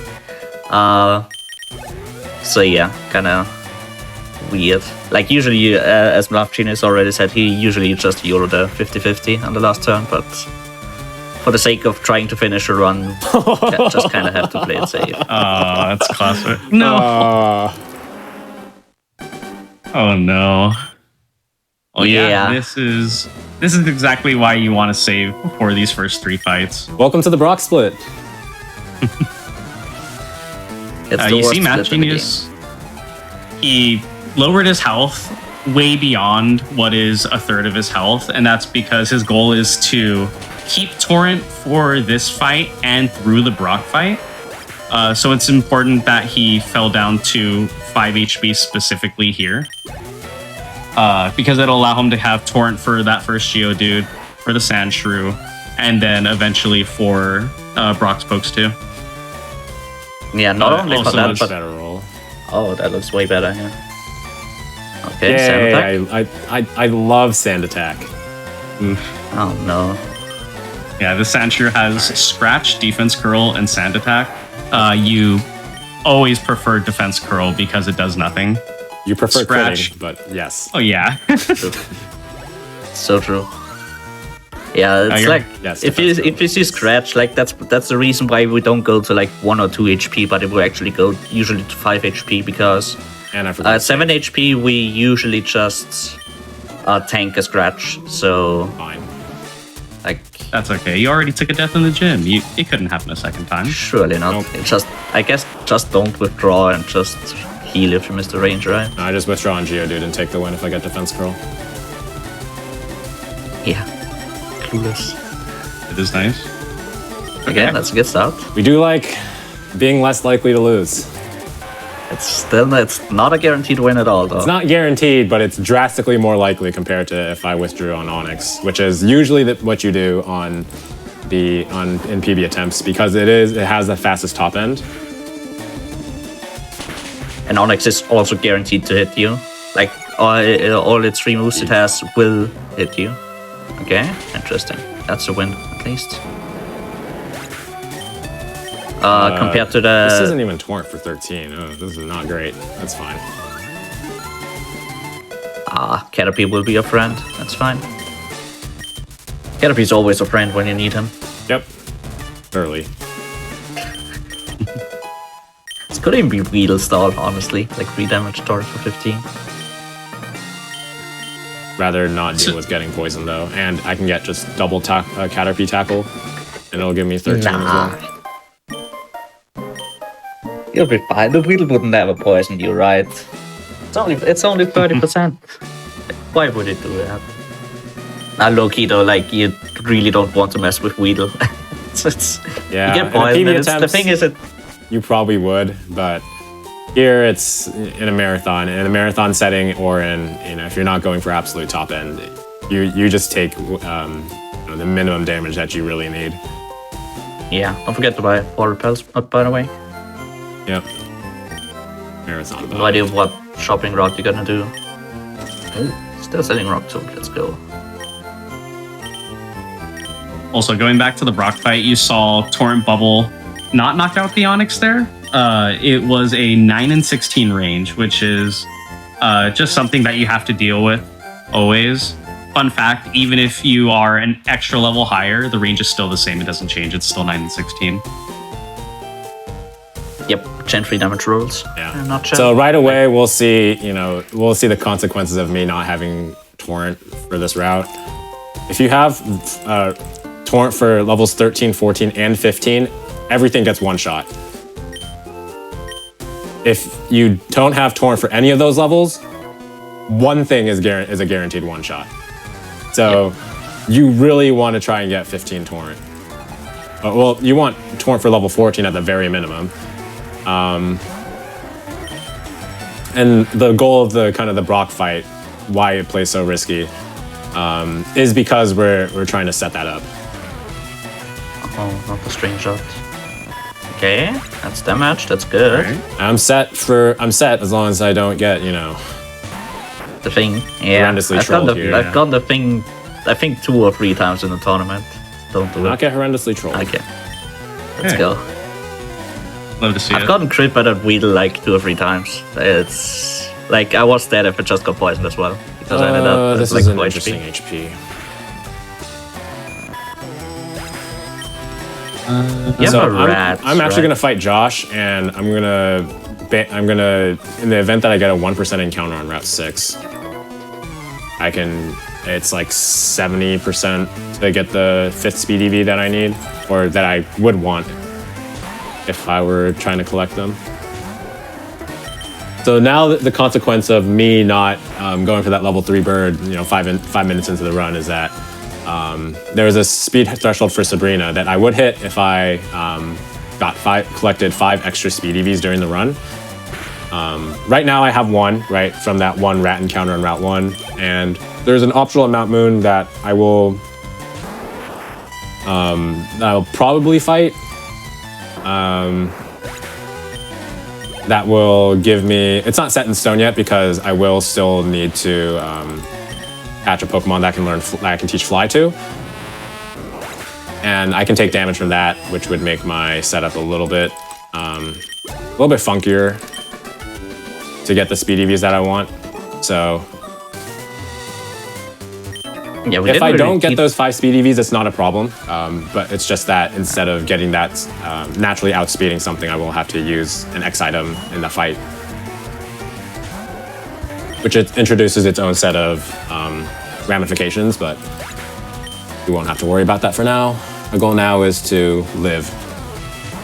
Yeah, it turns out being like at a point where you don't get hit just makes the run a lot safer. Even if it means that you're low HP, like as we are currently, you might think like, yeah, he's high HP, now he's less likely to die. But it's actually the other way around. Like if we are in that torrent threshold, most of the things will just be a guaranteed one shot. So interesting. Very interesting. Wow, we're not running around too. I'm 65% to get an encounter that is useful for me. Yeah. I swear I'm running on FireRed. I swear. I swear I'm running on FireRed. That's a 1% encounter Nido female. Those are both the rarest encounters that you can get in this grass. I am loving this Route 3. Let's go. I love Minky. Main switch to round 2. Shout out to Wanley Ways.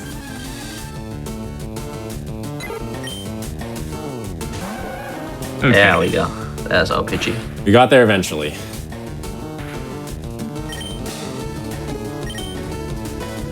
Okay.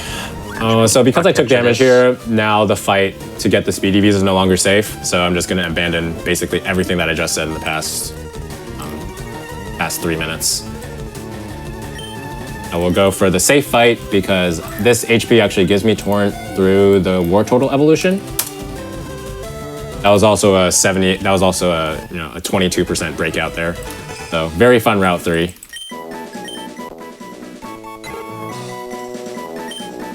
One of the Route 3s ever. Could have been worse. I got Nido guess Mail. you got tackled. You got tackled really early. So you got the 1% leader though. Yeah, that's actually really rare to see. 1%, yeah, obviously. But Early because I don't need pairs. Yeah, with Fire Red and Leaf Green, there's version exclusive mons. For Fire Red, for example, in that grass, the Nido female that Math Genius saw was 1%, while Nido male is 10%, I believe? Or might be 5%? Nido male is 14%. 14%, Nido female is 1. Oh, it's a combined 15. Yep. Okay. Yeah, and then in leaf green, those encounter slots are switched, so you're more likely to encounter the female instead of the male.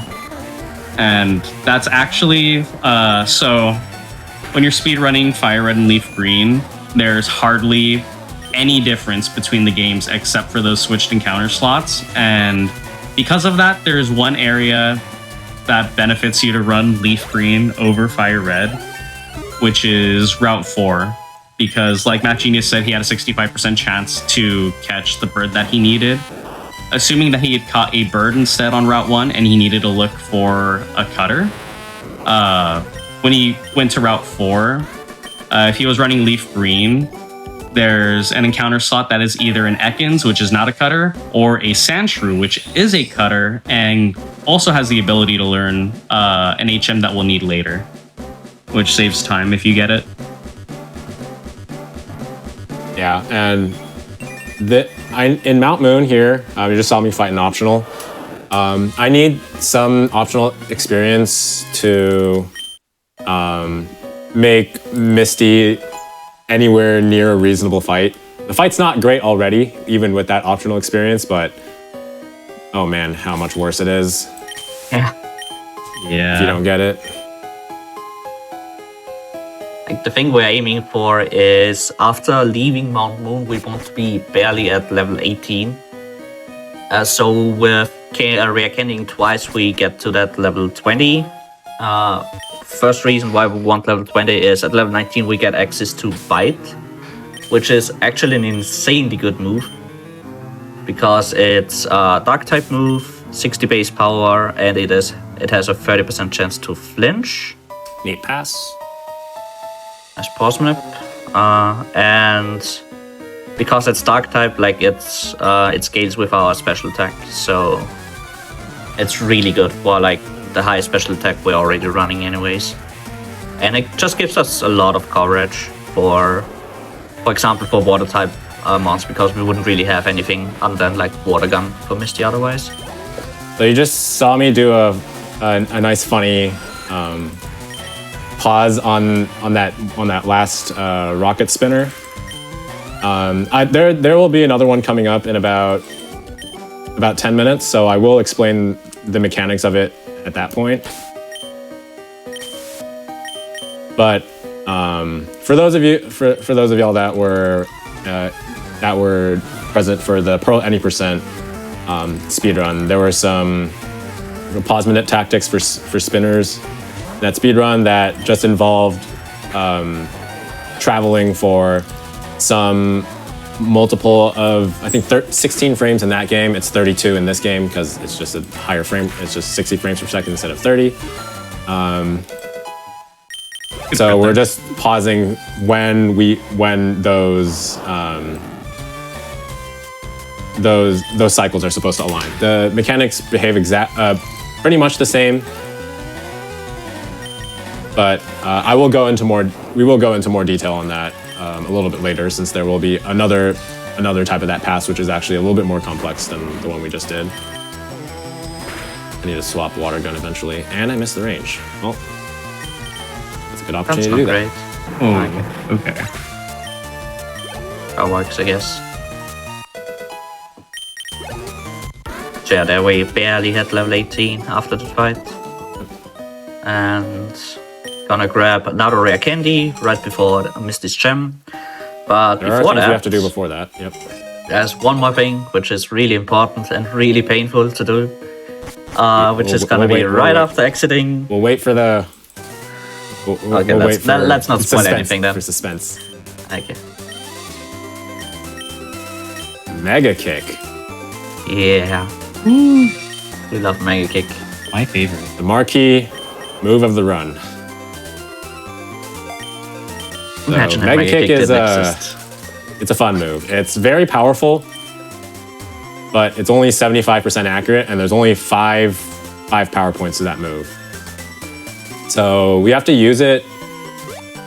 We need to use it against very bulky grass types like Oddish and Bulbasaur, Ivysaur, and whatnot.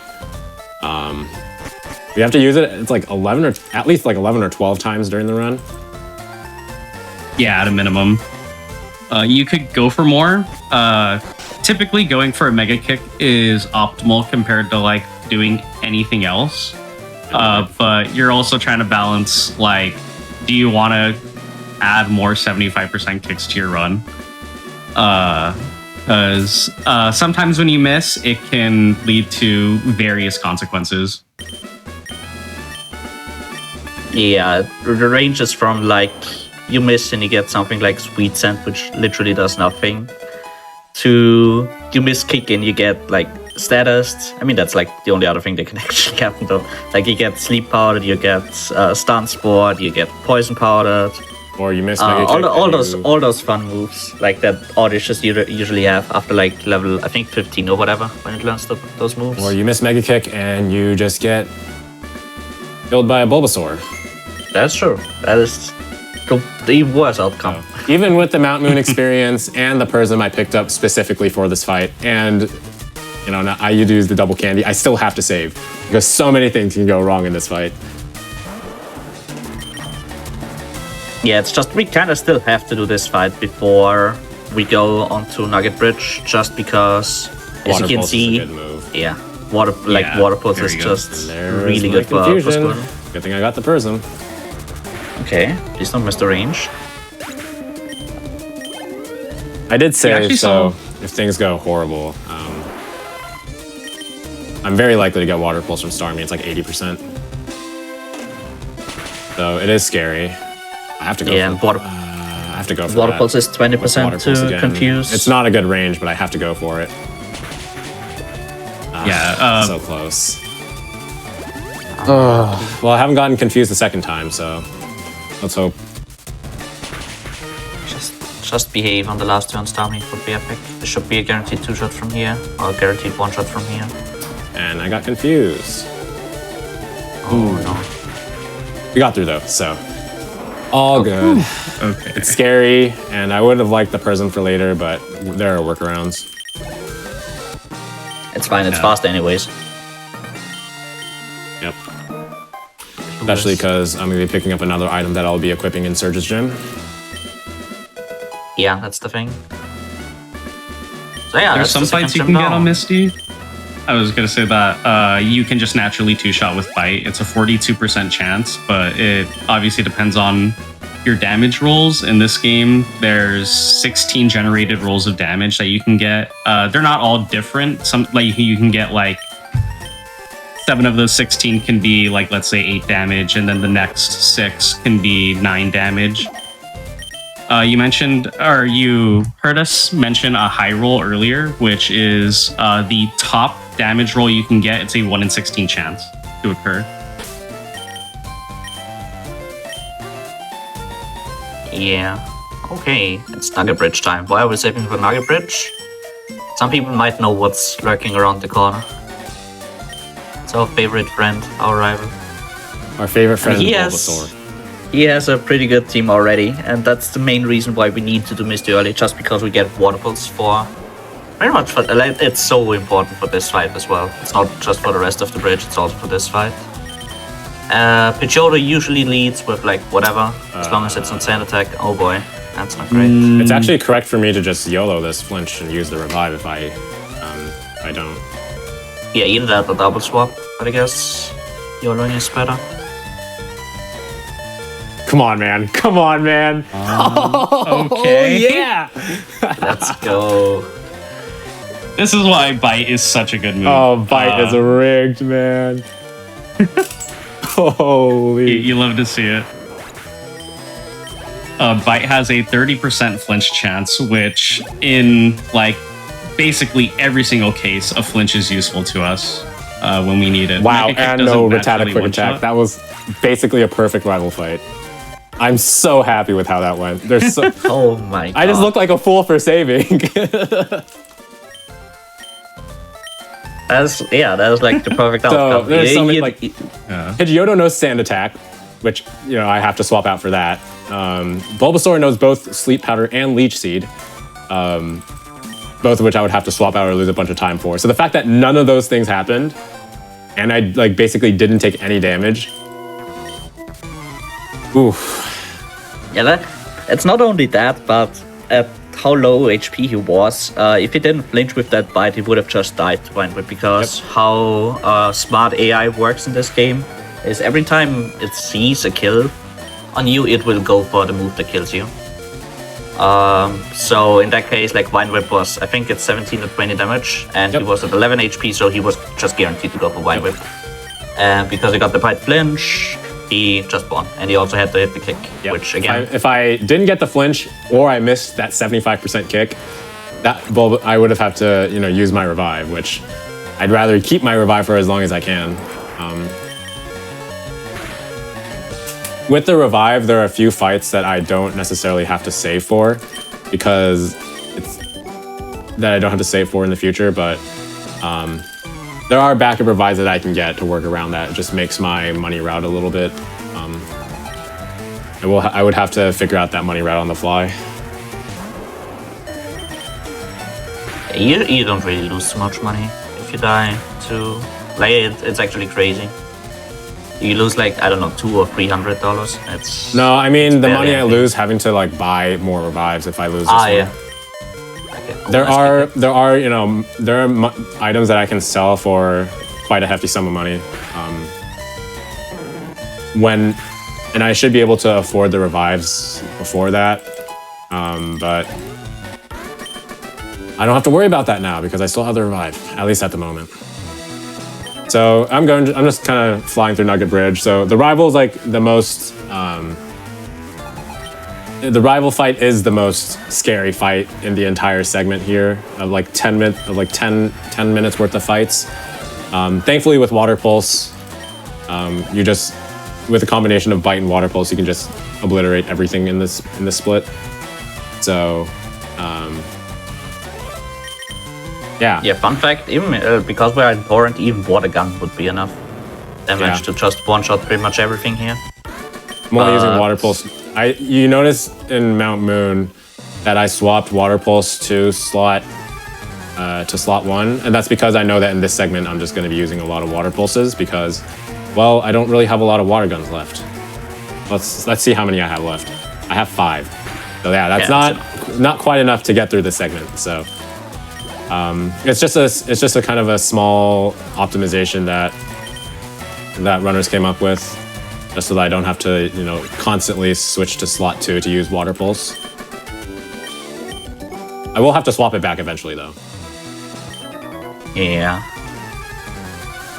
Reason being, at some point we're gonna have to switch to Water Gun again because, I mean, not even theoretical, it's just how it works. Water Gun is 2 frames fast if you use it compared to Water Pulse because and also, text prints out. The more important thing is that we're gonna be, eventually we're gonna be giving the Surf HM to Blastoise, and we'll marvel at how broken Surf is in a little bit, but being able to teach Surf to slot 1 and not, it just makes that menu a little bit more consistent rather than having to use the D-pad. It is a little bit faster. So having Water Gun in slot 1 because we're teaching Surf over it will allow us to do that.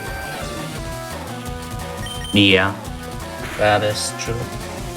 Also, I guess just having Surf in slot 1 later does save you a lot of inputs because we're gonna be using Surf on a lot of mons, so we don't have to scroll to Surf every fight.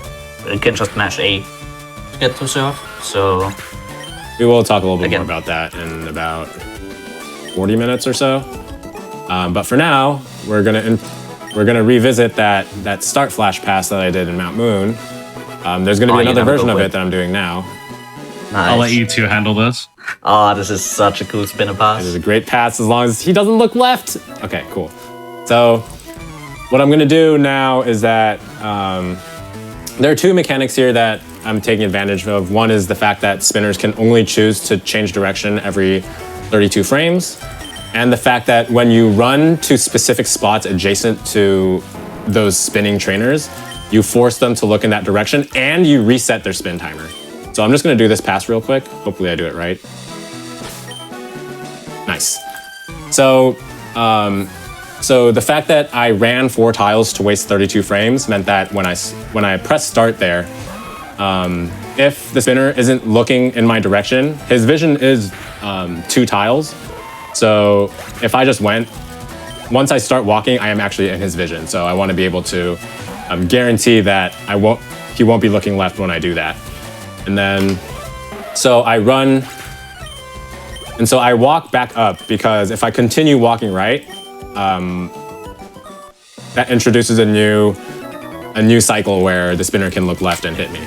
And so I go immediately up, and then I run. The important tile to run to make him lock him into looking up is the one directly up and left of him. And so that way, because his spin cycle will reset, there will be another 32 frames before he can choose to look left and hit me. So in that 32 frame window, I just immediately start walking down and just walk past him. Yeah, it's really tricky to do. Like, if you mess it up ever so slightly by like running on the wrong tile or running too early or whatever, like once you run to a certain tile, you force him to spin because he like tries to catch you. So if you run to a tile next to him, he'll just look at you and then you have to fight him. So it's a really tricky pass, but really cool if you can actually pull it off. So that was pretty epic. But hey, look at that more. It's such a complex pass, and it guarantees that you don't hit the spinner, but a lot of runners actually choose to just do a setup where they just take the 1 in 16 chance of being hit by that spinner. Because the mechanics of that pass takes a lot of practice to get down. Also, low-key, I just hit all my mega kicks, so that's always nice. Yeah. You love hitting mega kicks?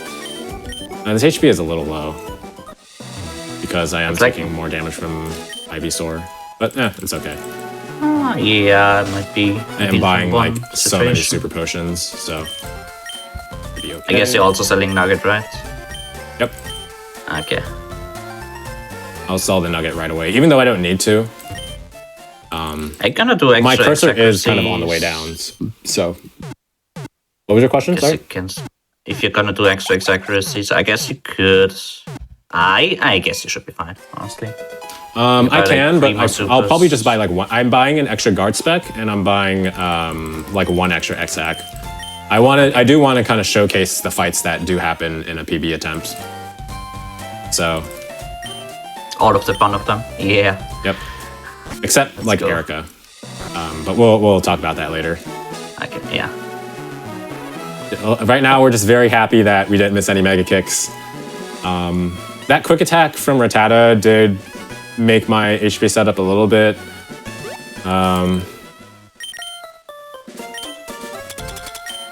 It's not great. Oh, early ether. I guess it makes sense. Wanna play it safe?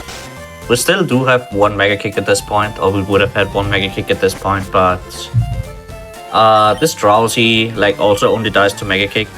You can in theory water pulse it. It's like it's a 3 in 16 range to die to water pulse in Torrent. It doesn't even die to bite, even though bite would be very super effective. So we just have to go for the mega kick and pray with it. And if he were to miss, then he wouldn't have another chance. Yeah, he can. A lot of things that can make my life a living pain, but we hit the kick, so very nice. A lot of problems in this game are solved if you just hit the mega kick. That is a reoccurring pattern that you will probably end up seeing. Also, nice movement. If mega kick were 100% accurate, it would be, I don't know, it probably would be just too broken. And world record would be like a 158 in this game, because people would actually even want to run the game more running this. Would actually be less discouraged. Oh my god. Grinding it's, the early it's 75%. It's like, yeah. You think like, yeah, out of the 12 kicks you have to use, you're gonna miss 3. But then you realize that for every missed kick you have to use another kick. So you end up at like 16 used kicks and then you miss 4 of them. And that's like a minute. Sometimes you miss like 7 or 8 out of those kicks you use. So, and you can literally do nothing about it. It's so sad, but it's just what we have to work with in this game. But again, if you hit, it's really fast. So since we're going for top end anyways, you just have to take the risk. Yeah, the run always looks really smooth when you're hitting your kicks. You would think like what's the problem with the run? It's always when it misses that everything turns upside down. Is that actually a good mega kick? A good quick attack? I mean, I guess. At this point... That's a +5, right? Or +2, +3. It probably doesn't really matter, honestly. Gotta have the super I'm potion thinking on. whether I want to lead super potion now. I guess you could also just potion if you wanted to.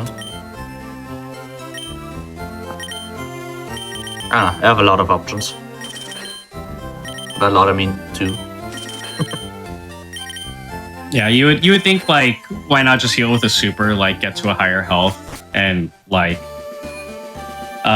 make the fight more safe essentially, because it would take more damage to knock you out. But with smart AI, there's like some quirks that happen. One of those things is we mentioned before that Pidgeotto, which our rival will still have on this upcoming fight, has sand attack, and we know that if you are above 50% of your health, the AI is more heavily encouraged to use sand attack on you. So it's a tricky balancing act in PBs. You want to be as high of torrent as you can is the most ideal situation you can get entering this fight. It gives you a few benefits, but otherwise, like if you get too low, Matt Genius will just end up supering to safety. Yeah, so I'm keeping this low HP now, so I can guarantee the water pulse and torrent on this Pidgeotto. Otherwise, he would have to hit it twice, and then I'll just super right away because I don't really get a benefit out of YOLOing the flinch again because I am dead to other moves on rivals' other pokes. Yeah, I saw the same problem as previous fight. Like, no it way. usually goes There's to 1. no way. Okay. Oh my god. Why do I even bother? Oh, damn. Also got the range. Let's go. Nice. Okay, that's... I mean, if everything goes fine, whatever. Yeah, as I'm saying, I was saying, like, many of your problems go away if you just hit Mega Kick. Bro, I already know what's gonna happen. It's gonna be the Poke Guy thing all over again. Oh no, I've seen this before. It's a really good rival fights. Like those fights you can lose up to a minute if things go like really Easily. bad. If you keep missing Mega Cakes, if you get like sleep powdered over and over again, if you get leech seeded and have to switch out, like it can go so enormously bad. Yeah, especially Leech Seed on this fight. Yeah. You do not want that Ivysaur gaining any more health back. For most attacks, Bite plus Kick is still a range to knock out the Ivysaur, especially so at 9 attack IV, is what Matt Genius had. But he definitely got a good first Bite roll on the Ivysaur, and then the Kick was able to kill the following turn.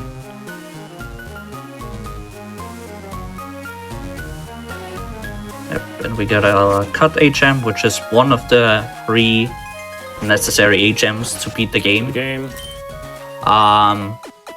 Also a pretty convenient free heal right here on the boat. Takes like, I think it's like 10 seconds or whatever. It's like complete the heal to full. It's way faster than actually taking the fastest free heal in center. the game, and the only one we take, sort of. True. We don't take any Pokemon centers or anything like that. For the sake of speed, obviously. Going faster. Not Also by boat. Yeah, one speedrunner once said, we like to not do things, and yeah. Not doing things is faster than doing things, so we avoid Pokemon centers. Also, really quick before he enters the gym, you saw Matt Genius teach Cut on, and it was a very specific tile. He did it where he walked down the stairs and was facing left. There's something called turn frames in this game that you lose if you're at a standstill and you turn. But if you do a menu while you're also turning, oh, that's a good can. That's a middle can. You can Oh, no. you can save the 8 frames essentially. So saving is pretty fast in this game, especially since I'm doing a no reset and I've already saved. Oh, I feel like that's the same cans I got yesterday in my practice run. Oh, wow, second try. It's a different Squirtle, so it's like, you can't just say, oh, RNG or whatever. I just straight up got same luck. Pretty cool. Yeah, we didn't really get to explain the cans puzzle, but it's like there's 2 levels you have to find. The first one is hidden randomly in one of the 15 cans. And once you find the first one, the second one is gonna be either above, below, left, or right of the first one. So if you find the first one, you usually just save and then you check around the first can until you find it. Then you're pretty much done. Puzzle. And yes, for the single most difficult fight in the run. It's time. It's time. So yeah, it's time for the search fight. as you can probably intuit, this fight is bad because pretty much all the mons outspeed you, and they have electric type moves which are super effective. Makes for a pretty. This fight would actually be pretty horrible if Raichu actually went for Shockwave and won every time. But I mean, you just pick up the Citrus Berry and just take the Torrent hit. I guess, yeah. But yeah, Raichu likes to use Double Team. And Double Team is not great because it pretty much makes our moves hit less. Or less likely, I should say. 36? Okay, 56 is fine. Or I just hit the kick. As I said, so many of your I will continue to reiterate. No worries. That was a 56% kick, by the way. Yeah, through Double Team. I saved time on my PB. Nah. Lovely. That was a really I clean saved split. twice Really and clean still split. saved 30 seconds on my PB. My actual PB, which is third place. Insane. So it's there's so much variance that can go on in that search, but with the boat rival fight, with cans, with the surge fight, the fact that basically all of them went perfectly is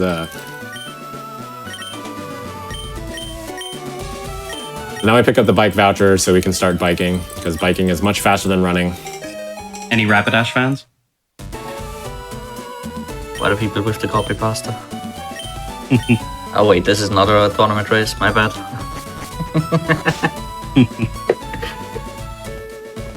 Okay. Unlucky. Yeah, in exchange for listening to the chairman talk about his favorite Pokemon Rapidash, he gives you a bike voucher, which is unbelievably valuable. It is literally invaluable because getting the bike is quite literally, like millions and millions of $Poké, which we could never imagine to afford in any lifetime running this game. So we get the bike for free instead. That's pretty nice. Also, I guess we actually do need the bike. Maybe not. I guess there could be a way around Cycling Road to get to Fuchsia, but it's just worth getting this. Also, biking is have fun way taking more route fun. like 12 to 15. Yeah. I think there's at least 2, maybe 3 required trainers if you're going to go that way, which obviously is big time loss compared to Cycling Road later on, as you'll see. All right. So we're not out of the woods yet, because in this next fight we have to hit 2 more Mega Kicks. Yeah, the others have evolved from. We haven't really seen what they usually do, which is Absorb and Sweet Scent. And now they have status moves. Yeah, and Sweet Scent. And no longer They get rid of Absorb. Yeah. Why though? Why do they get rid of Absorb? Notice that I don't. Okay, that's actually a mistake. I forgot. Okay, that's fine.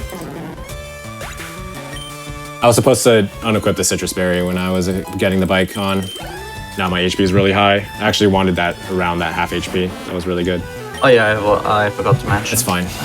You might want to take it It's fine. You don't need Torrent for this segment. It's just that you want lower HP for about the part of the run that's like about 20 minutes, in about 10 minutes or so. It's fine though. I'm not losing too much time doing that.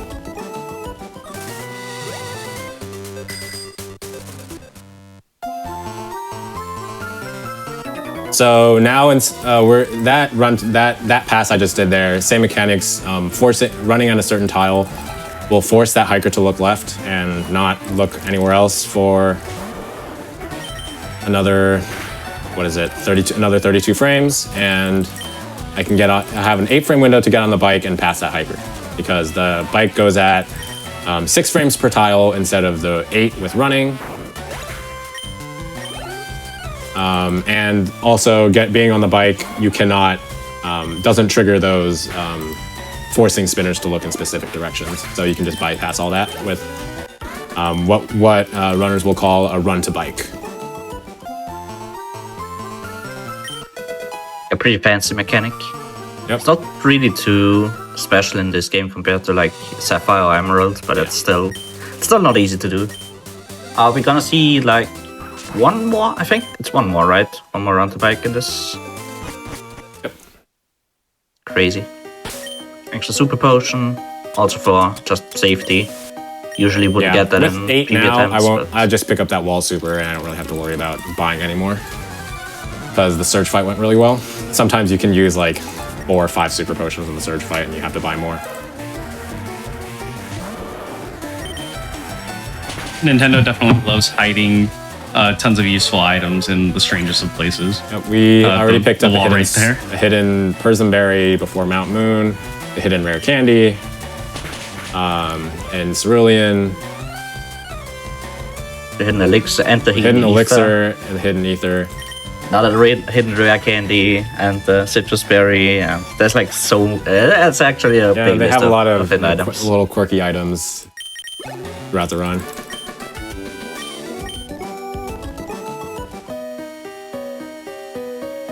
Yeah, and a lot of them are actually really useful. Some of them are. How many of them are actually not useful though? Like I guess there's a few moonstones which you don't really need in any percent. Yeah. But there's just so much stuff lying around. At least on the somewhere. bright side, with this super high HP, I am much less likely to die to things. So Sure. we'll just say it was save. planned. I can save for Martha, yeah. No. Nice. Just- I think I have- with super in this health, you're. I have yeah, 72 HP, I have 8 super potions, and I still have the elixir and 2 kicks. And I'm not even And kicking a revive. Oddish, so. And you have to revive. And the revive, Okay, yeah, so- yeah, okay. Surely you're not gonna die to this, right? And Martha, this trainer here, unlike gym leaders, we talked about the smart AI. Most normal trainers that we find in the overworld have random AI, so pretty much the move they pick will just be completely random, with some exceptions like they can't status you if they're already status, small things like that, but it's effectively random in the beginning. So Nice sweet set, by the way.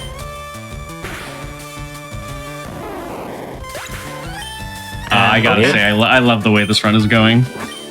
yep. That's After the Liam death, it's just been. my Ooh. God. Oh my. It's actually incredible how well this is going. Yeah, normally in PB attempts, depending on your attack, if you like meet a certain threshold, you're gonna want to kick the Oddish because you could one-shot it with Mega Kick. But at the attack that Matt Genius is running, it was not guaranteed. So he just went for a safe double bite there. Benefits being you could crit one-shot it, you can flinch it and not see one of its 4 moves. And also it just saves a kick. So like for Bulbasaur, if he had missed, he would have had a backup one, so he could have just kicked again. I was also like, I think with that range was like 9 and 16 or something. I think it was like less likely to give Oddish a turn using Mega Kick than it would have been using Bite, because you have the 30% flinch chance versus like 9 and 16 times. It would have been 70. close. Yeah, times 75%. True.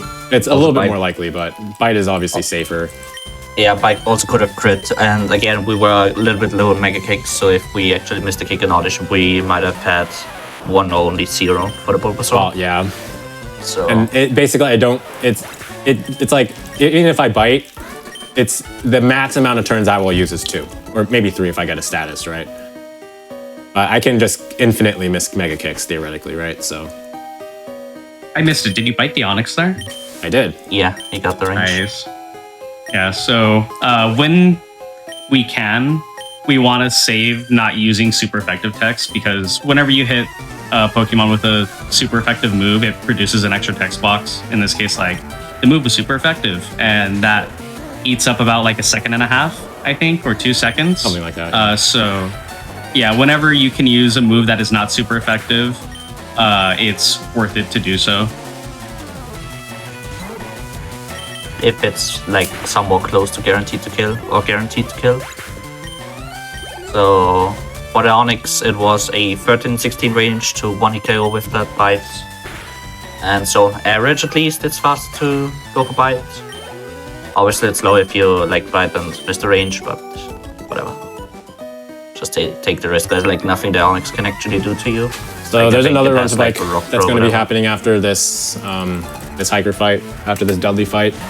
It's I the couldn't mechanics do of the it fancy isn't way. that difficult. The challenge is that it's in the dark, so you have to basically have your setup fully ingrained into your muscle memory. Yeah, we haven't really talked about this, but like all of this movement, like usually people would get Flash to get through Rock Tunnel. Yeah, but Flash But is very turns far out out of the way. with a map or just good memory, we kind of just remember where we have to go, which trainers we have to fight, stuff like that. And for the run to bike coming up, that guy is literally completely in the dark. Like you don't see him until you bike past You're him. about to pass him, yeah. So you're gonna get Hopefully shut I up don't for a hit him. second.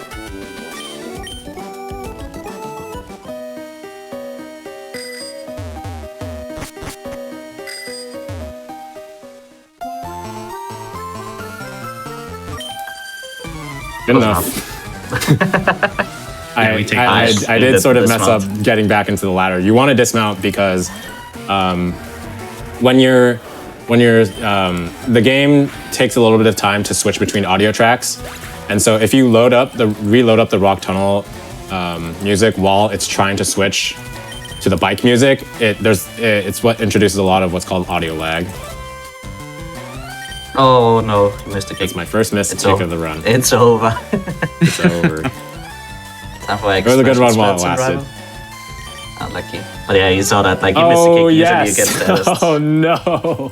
And you miss again, and now you're I minus. don't want to run out of awakenings. Oh no. See, was wondering Alex, if you were gonna this is find what a happens when you miss your Now mega it's not a kick. status move, so I'm more likely to hit you. And Oh jeez! That's how the game That's goes. all my awakenings. oh no. No way. It was only 1 in 4 to Oh pick my Fleet God. Powder there each time that he saw it. Does the Lavender Center? Do I need awakenings for anything? I don't think so. For Tower Rival. Maybe. Nope. No, I'm probably gonna do kick strats for Lavender Rival. So That HP. Ah, yeah. might as well. I mean, you could just get the awakening anyways, right? Doesn't really hurt. Oh, nice. Really clean. Yeah, normally there's not like a scenario left where you could possibly get slept at this point in the run. There's like a niche scenario on this fight that we're talking about, Tower Rival, where he could get slept depending on the strat that he goes for. But I think Matt Genius said he's going to opt to go for a different strategy. Oh, they don't have awakenings. Unlucky. That's the one thing they don't set. That's why I was like waiting a little bit. I was looking at the menu to see if they had awakenings. Unlucky. But yeah, I think it's literally only Tower Rival that can sleep. I guess maybe in theory Because you won't see it can on get slapped Erica. by, like, I don't know, Sylph Rival somehow, maybe. I don't even know. Let me look up the trainer list. I think it still has sleep powder, but it's never gonna use it anyways. Because again, if it's easy kill, it'll go for the kill. Oh yeah, another fun fact. So Do I still have a kick You for saw- Eradicate? I think I do. Yeah, I only missed 3. Yeah, I still have one. Another fun fact, just like Mega Kick is 75% accurate, and you saw the joys of 75% accuracy on that last fight in Rock Tunnel, all of the powder moves that the Odyshes have are 75% accurate as well. So it was not guaranteed for any of the sleep powders to hit. I used Sweet Scent, so eventually it was. Yeah, times. like the first one was not guaranteed, but It was pretty much the 75, second and then one after was. one Sweet Scent, it's 99. And after Okay, two I Sweet wasn't Scents, sure it's if lowering evasiveness, like, in turn increased the accuracy of a move. Yeah, I wasn't sure if yeah. those are separate or combined. It's not exactly in line, so if you like increase evasiveness and increase accuracy, then and I'm out of mega kicks. Ugh. All right, Oh boy. That was fun. I'm gonna crit with water pulse. Time to get We didn't see the worst move. Hyper Pink crit. I don't know. Yep. The worst move is Scary Face because the next this Zubat coming up knows Supersonic and it outspeeds you at -2. Also has Bite, which can flinch you. That's fun. Supersonic is Or much Astonish. Yeah, so obviously Supersonic is worse. Always great. So I Okay. have 50 HP, so this is definitely more reasonable to do kick strats with. Yeah, that's true. So in this game, opponents, like most opponents you fight, do not have items equipped. Are there any fights Only where items are equipped? gym Or leaders. is that only... Not gym leaders, but I know Champ has a citrus berry. Yeah, Oh, in yeah, general, and all of the the four members months. have- Yeah. Yeah. Well, I think all of them actually do have. Yeah. Yeah, all of them have citrus berry on the ace. Their ace on the will ace have a mod. citrus berry.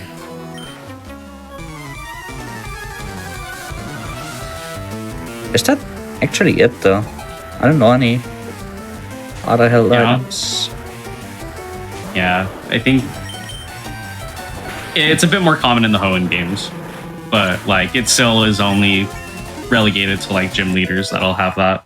There was more so And- in Emerald, right? Yeah. Not even so much in Sapphire. Oh yeah, that's true. Oh yeah, for whatever reason. But they did give them a lot of citrus berries, orange berries, or whatever. Imagine how For all horrible gym a Sapphire leaders. Brawly fight would be if Makuhita just had a citrus berry. Ugh.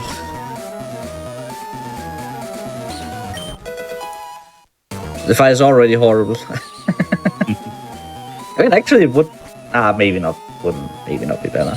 Especially with citrus berry, that would not be great. So Yeah. also for this run, it's kind of like you could say it's divided into two halves. Like you could literally just say like there's the mega kick portion of the run, and then there's the following portion of the run. Not mega kick flush. Yeah, the run gets a lot smoother and a lot safer because your setups are a lot more reliable and you're not counting on a 75% accurate move. Getting through that first hour of the run is critical because you have to hit so many of those mega kicks.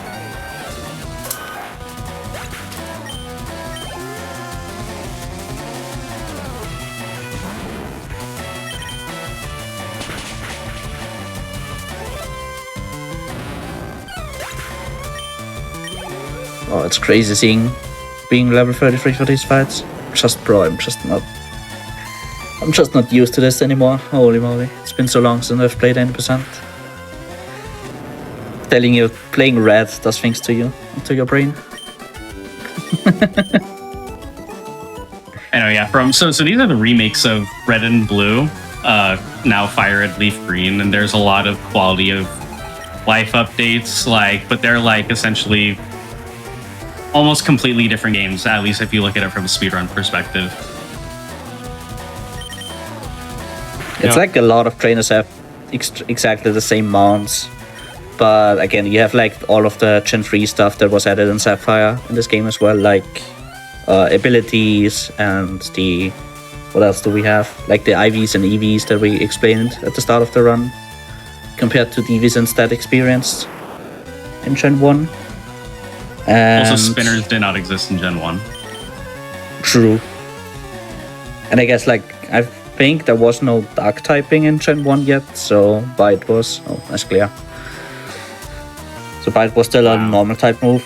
That's fun. Oh boy. Fine. Oh goodness. Yeah, We actually burned all the slightly better HP to that get our some citrus berry damage. gained. Finally. Let's go. Also HP is somewhat decent now, I guess. Yeah, I would say What this was is good that? health. It's 50 something, right? Could be high 50s. Could be... Anything low. Oh wait, no, there's anything only below, two art candies. Anything below 70 leaving Giovanni is really acceptable, pretty much. But ideally, you leave this next fight with between like 45 and 50 HP. It's like a pretty good range. Or Yeah, there's. that's like the Good. ideal HP where you don't really have to heal. Yeah, it might sound a little bit weird, but on Tower Rival we are gonna try to set up our HP again to get and keep Torrent. And we're gonna try to keep Torrent pretty much all the way until we get to Sylph, which is gonna be in like 20 minutes from now. So this like the next fight matters a lot for when it comes to keeping Torrent. I'm just going fast. 53, wow, this is actually pretty good HP. If I like, take 0 damage, this is also acceptable. Yeah, it's like bite HP. Did we win to bite? Or the other way around? Let's see. Or the slowest Kangaskhan. possible option. Confuse into hit through. Oh, fake out. Okay, that works. That's even 1 slower. HP out of Torrent. Gotta love it. Nah, unlucky. Mega Punch. Oh boy. Time to flinch. I'm actually going for it. Crazy. Oh. Revive? No. Oh, yeah. Oh. Let's go. Remember, That works. Mega Punch is 85% accurate. You might as well, because I still have the revive. And half HP is fine anyway. Yeah. Where is my escape True. rope? What If I Oh, because I used all my awakenings, they're at the top. That's just Yeah. such a niche scenario. Usually, your escape rope is like right where your cursor is. Just swap them after down now candy. before you super repel. Yeah. Well, I have to heal first. Okay. So I'll just scroll down while doing that. Oh yeah, your Actually- potions are also down. Oh no. Yep. With this speedrun route, a lot of the shopping is like done so in a way where a lot of your items are lined up in a row in your bag, so you don't have to do a whole lot of scrolling.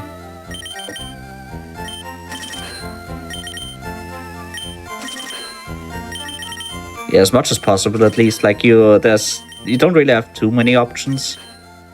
But like it's always gonna be super repels and escape ropes next to each other because you buy them in the same mart. It's always gonna be all of the X items next to each other because you buy them like in the same shop. Stuff like that. So in fights or like whenever you do movement, you have to do as little scrolling as possible. And usually also for rare candies, which might actually work. Did you have Max Ether yet? Probably not. I did not. I'm going to do in this next menu since I have to scroll down to guard spec anyway.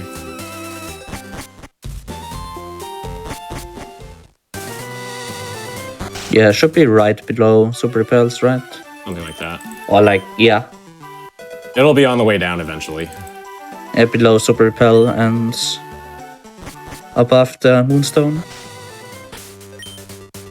Fun fact: that girl that gives you fly is a walker, and sometimes she can like move out of the way, which is bad. Like because you have to walk an extra tile to talk to her. In the rare occasion you get a 1 in 16 where she does move, and she decides to move down, though, it saves you, well, 2 steps? Or no, just Yeah, 1 it's, step. yeah, it's two steps. One down, or one up and one down. Okay, yeah. Yeah, now Pidgey is important because it knows fly now. It's the only reason why we actually caught it. But Thanks, turns out Pidgey. being able to fly somewhere do be saving a lot of time. So pretty useful for speedrun.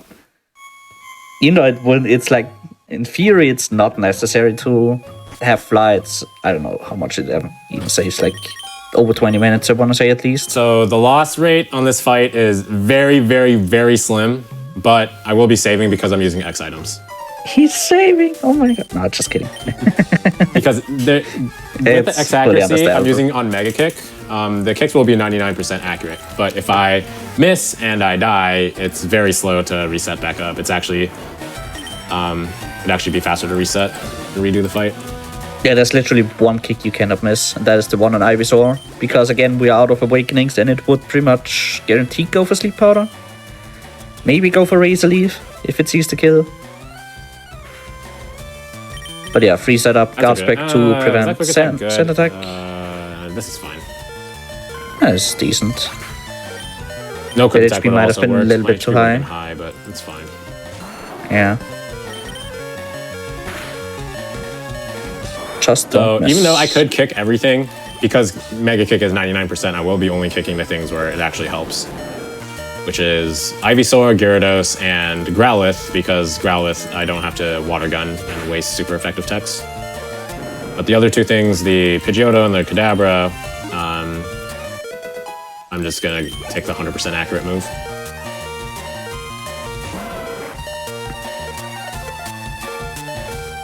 So Math Genius was wondering if his HP was good for like the setup he was trying to achieve. And that that varies depending on your stats, the nature of the Squirtle you get, your HP IV, like how many HP values will still be in Torrent. Because the main reason we're setting up here is for the next gym fight that's going to be coming up, where Torrent is absolutely a necessity in a speedrun setting. Yep. You can walk into the next gym fight without it, but it becomes significantly more difficult and significantly more scary. Much than more variance. Had you had Torrent? If you have Yeah. Torrent, it's a It's- 4-turn fight. You don't have to worry about anything. But Imagine if it was a 4-turn fight. It's not gonna be a 4-turn fight. the Juggler? The Poké The fights. gym trainer, right? I guess also the Oh, gym yeah. trainer. Yeah, that's true. It's not only that. It's also like all of the remaining trainers in tower is pausing up. I Again? love that pause when you actually get to see it work perfectly. The turn frame was a little slow, but it wasn't like insanely slow, where it actually messed up the pause. You can see she like turned left just like a little bit before I got into the tile. But it's like frames, which within like 8 frames, it doesn't make a difference. So yeah, normally like if you just walk into the room, walk straight up and you walk to that tile, the pass that Math Genius did is not guaranteed. So it was probably like it's hardly visible unless you've like watched a lot of this game. Yeah. But he took 2 turn frames where he like was at a standstill, then did his directional in order to get an 8-frame delay before he started moving. You We actually attend you take an odd number of intentionally. steps. You take an odd number of steps walking up to that walker. So and walking takes 16 frames per tile. So in order to line up with her spin cycle, because she's already loaded when you get to that floor, you have to waste 16 frames. And it doesn't really matter how you waste the 16 frames. I just choose to do the turn frames like that because it's just something that I found to be the most consistent. Yeah. There are people that, literally just wait the 16 frames. There are people that turn frame at the beginning of the room. There are a lot of different options. It's just you have to find some way to burn 16 frames. You could also like walk 1 tile up so that you're like 1 tile below her instead of 2. That would also work instead of turn framing, but then you would also have to walk the tile back down. So that setup is, even though it's more consistent, it is 16 frames slower than what you would normally do. Lots of options there. So the point being, there's like, those setups, the purpose is to kind of like try and do movement that takes some multiple of 32 frames. That it's mainly, those passes are mainly goal oriented, and there's no exact way you have to do it. Exactly. Like as long as you align with the spinner cycle, it doesn't really matter what you do. You just try to obviously choose the fastest option, and in this case it's just like you try to waste 16 frames before you get to decide where to do the pause. And yeah, the most consistent way is just turn frame twice. Yep. So, this entire segment, nothing interesting really happens. You have Torrent, you one-shot everything. Mainly Yeah, this it's HP, interesting. It's interesting if you don't have torrent. But It is very interesting if you don't have Torrent. It's also a very large headache, but...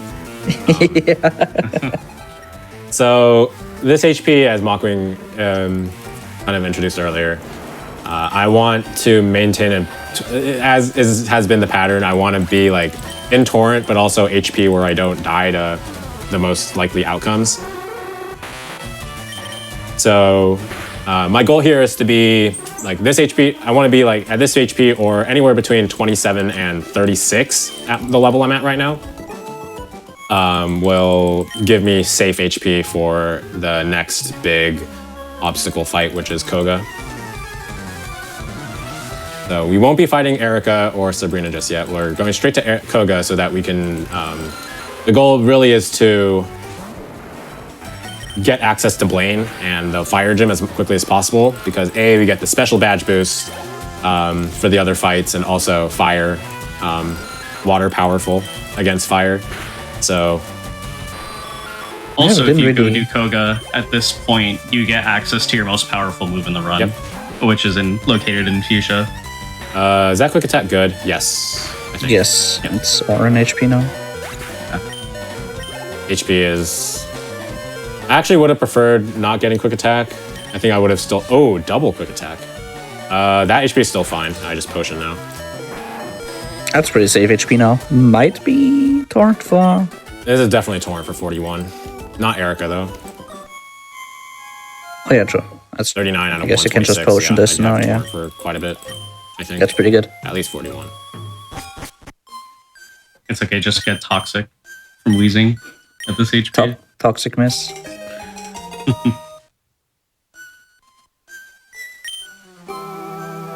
Did we even explain what torrent was? Sure, we did, yeah. Right? I mean, we can just explain it again, right? Yeah. So So, if we are, sorry, go ahead. Is Squirtle's, Take that one. is Squirtle's ability. Abilities were introduced in Generation 3. If you're at 1/3 of your max HP or less, which means that it's less than or equal to. Water moves do 50% more damage. Yeah, that's it. And we like that damage boost, so we try and keep it as much as possible. It makes a lot of fights a lot Time for the more fun. consistent. Time for the fun pass. Oh, you're gonna do your specialty pass? I am. Unless I mess it up, Nice. then I'll have to kind of do it on the fly like I did yesterday. I like bonked into the fence. That was fun.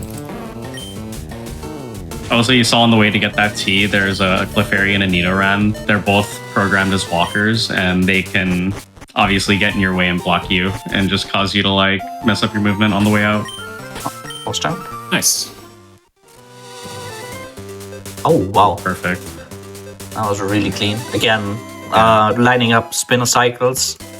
And you saw it for both spinners there, like they spun right before he paused. So he was able to react to them spinning, and he got a very clean pass. Also nice pickups. On Cycling Road, once you are at a certain point in the map just starts sending you down because you're on a slope. So if you do that and you hold down, you're moving pretty fast. I would assume it's around 4 frames a second at that point. It's mock bike speed. Okay. It's actually faster than not holding down. Yep. A lot of I people let go of didn't down know before I pick up about the this. items because it is a little bit easier to time. But besides that, all Yeah, always hold same. down. Same. Audio save? Pause. Nice. Let's Easy. go. There's so many small things where I can actually save time in this game. Audio lag has one probably of- has easily saved me a second in this run so far. Yeah, it's one of, I don't know. Like, if you don't know too much about this game, it might seem a lot nerdy, because it's like, oh yeah, he like randomly got off the bike there and saved like half a second, but it's actually small time saves like that actually, I don't know, Yeah, make the game more interesting, because again, it's like hard execution to do. Yep. Like, it's still something you can mess up, but it makes a difference between like being a good run and being like a world record contender. Picking up a very important item, the gold teeth. Who Picking up just an even leaves more their teeth important lying item, around? the revive. True. So the tough thing about Koga is that there is no HP where I'm both in Torrent and tank Sludge plus a Poison Tick. So that's the scary part of the fight. The scariest part of the fight. That was not intentional. Should have gotten Dunberry jetting. Okay, so that guy is also a spinner. You might be wondering, why are we actually like opening the bag? Reason one, we actually want to teach Surf for this next fight, because with Surf we can just one-shot everything in Torrent. Surf is powerful. And yeah, it's pretty powerful. It's like, it's 95 base power compared to the 60 of Water Pulse. So it's like, And again, same 1.5 type times attack stronger. bonus, 50% boost. Yeah. And Torrent gets another 50% boost. You just, even though Blastoise doesn't really have great special attack, but it just does more than enough damage at this point of the game. Yeah. We also Also- can't pause manip that spinner. So I mentioned that the spinners can only spin 32 every 32 frames. That only applies for one class of spinners in this game. There's another class where you can tell what kind of spinner they are by the different directions. So because that spinner can only look right and down, means that he can actually spin. He has for the first 32 frames, and then for every 16 frames thereafter, he does another spin check. So you can't actually do any realistically do any setup to actually pass him, because it takes like 32 frames to pass him, and he can spin in 16. Yeah, compared to the other spinner, which is coming up here. Oh, really clean. Which we that can, one is a we type can pause. A spinner, so we can just pause manip that one, yeah. And yeah, okay, same for Koga. I have 2 revives and good HP, and I'm still saving. That's how scary the fight is. Lead Search would have had to save, I think. I still have water.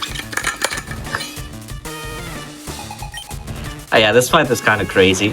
It's not only the It's wheezing not very that is interesting, an because issue. all I do is mash A and watch what happens. Pray. Check this crit. Not on coughing though. So yeah, coughing, no issue at all. Would even die out of Torrent, but the mug is only a 2-shot in Torrent. Oh my god. That is so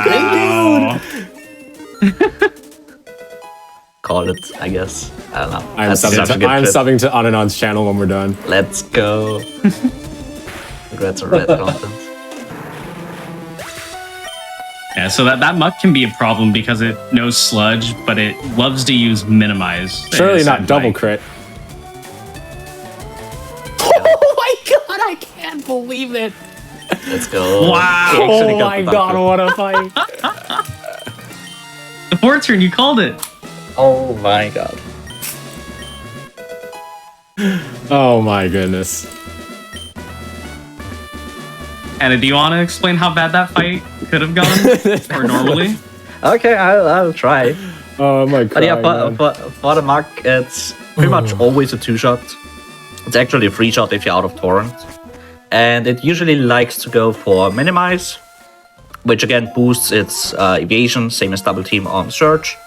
So we'd only be 75% to hit second Surf. If we miss, it will pretty much always go for Sludge, and Sludge has a 30% chance to poison us, and if we get poisoned, we die, and we have to revive. And the Wheezing is a 6 and 16 range to 1-hit KO. And if we miss that one, we also usually just get Sludge. And again, if we get Sludged and get poisoned, 30%, we also die. So Someone asked if I'm on pace for PB. One, I technically cannot submit this as a PB because I did use a save file, a squirrel from a save file, which means that I can't submit this run on the leaderboards. But even so, I'm like 6 minutes behind my PB. Also, nice surfing. why is that happening? Oh, that swimmer.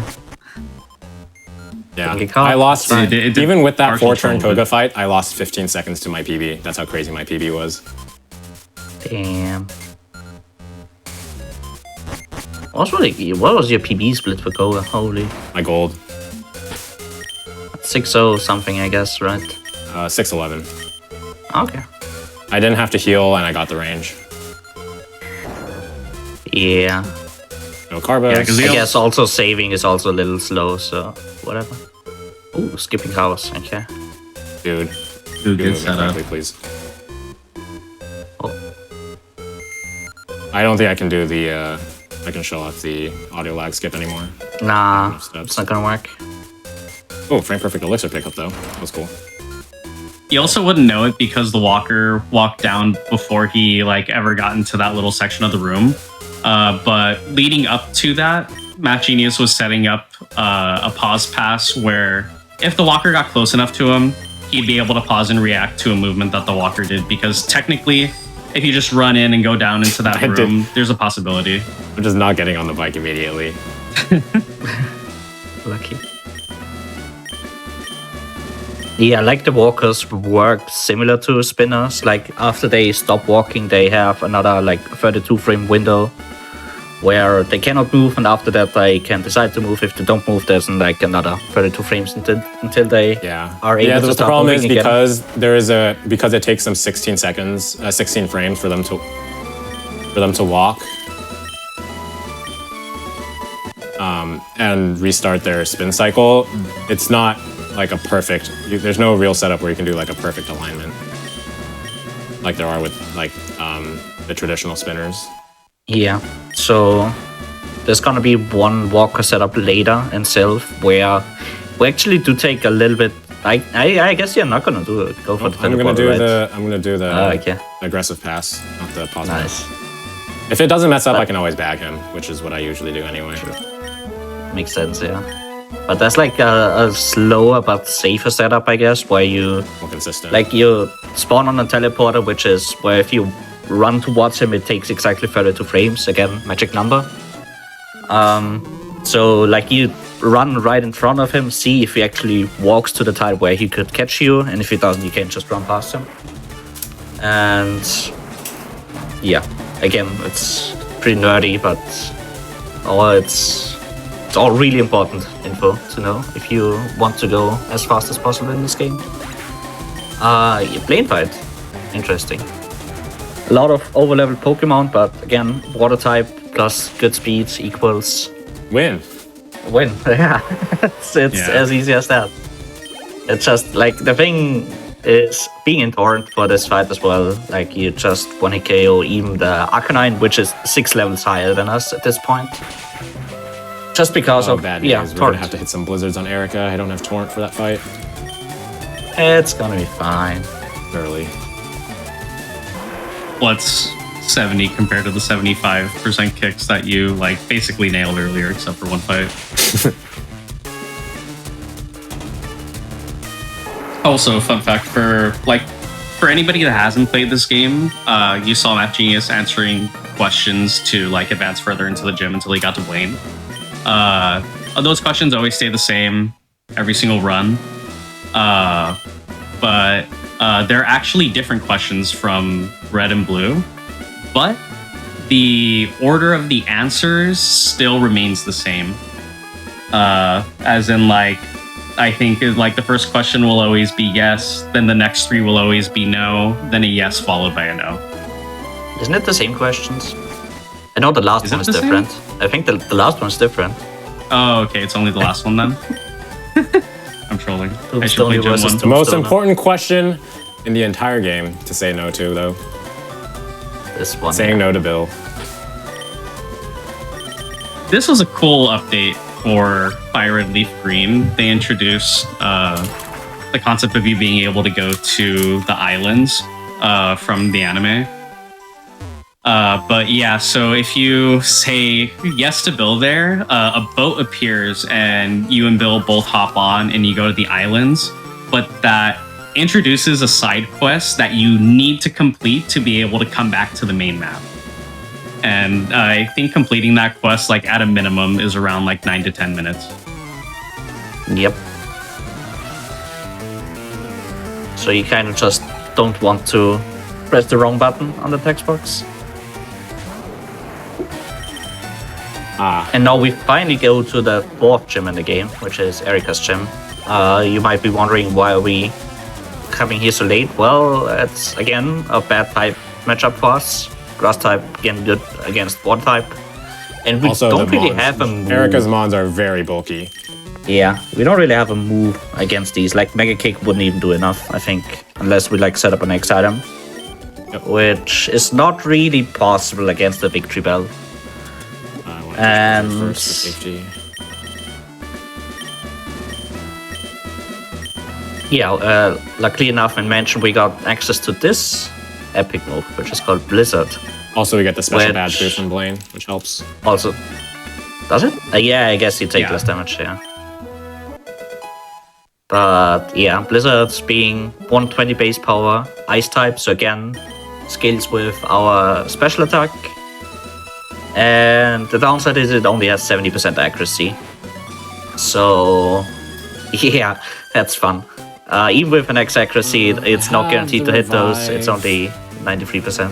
I I think have two you're good to revive, go. so I don't know if I want to save. I kind of do though. It's like missing all your blizzard just sounds really annoying. It's the first one is kind of annoying, yeah. How much it's doing? Yeah, 30 to 36. So it's a pretty bad position if I miss the first blizzard too. Yeah. I mean, you could like try to play it safe, and if you get stun spot and miss another one, you could just full restore or whatever, but that's kind of weird, I guess. Yeah, because I It'll want to be leave fine. with like 80 HP. Could always stall with extra accuracy or whatever. And I have missed. Oh no. Victor Bell has also missed. Okay. Let's go. Don't do anything. Let's go. We didn't miss 5 blizzards. Do I X special and bank on Giga Drain from Tangela? Nah, ain't no way. One can hope. Like, Yeah, so if you don't have Torrent, that you can't kill that Vileplume with anything except Blizzard. If you're in Torrent, you can surf it, but yep. Because I'm out of Torrent, you just gotta hit some Blizzards. 2 out of 3 is good enough. decent. Also didn't get punished. Got the stun spell miss. This Again, is probably 75% Super Turbo on, isn't it? Oh yeah, or double potion, maybe. And double exact. Double Potion, I think, is Why- I was think super a single double potion exact. could work at your defense. It could, but I still need to X speed on Sabrina. Ah, you're right. But I need like 10 more HP, so 80 should be fine, so I'll just eat Super, I guess, and hope I don't get crit. I'm saving anyway, so not a big deal if it doesn't go my way. This is where the Citrus Berry would actually still be useful, because the Citrus Berry would give me really good HP setup. True. So I actually would have used it here if I remembered to equip it before Route 9, but I didn't. So we're gonna have to be a little bit fancy with how we set up our HP here. Yeah, with the defense? berries, I believe it's 24. It's 16 and 19, I'm pretty sure, with wing attack. Ah, okay. Yeah, so the berries that Matt Genius got, like, both were like a tiny bowl. The citrus was out of the way, but the orange berry was like only a little bit out of the way. But those are very valuable items to have. See this pass? Okay. Nothing Oh, interesting X. happened. That is like the most common use case. So I want a max elixir. And resurrect a super potion. Save.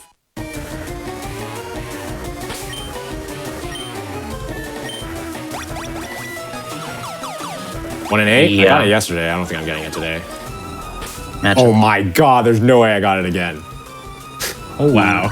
Damn. Crazy. So because that spinner, I wasted 32 frames to set up that pause, and because the spinner immediately spun, he can't spin for another 32 frames. So Yeah, normally that's a spinner that can spin. After the first check, it can spin every 16 frames. yeah, so that's the spinner where I usually can't start pause, except in that one specific scenario. So if I didn't get the setup if I didn't get that 1 and 8 outcome, I would have had to just enter the bag to reset his timer.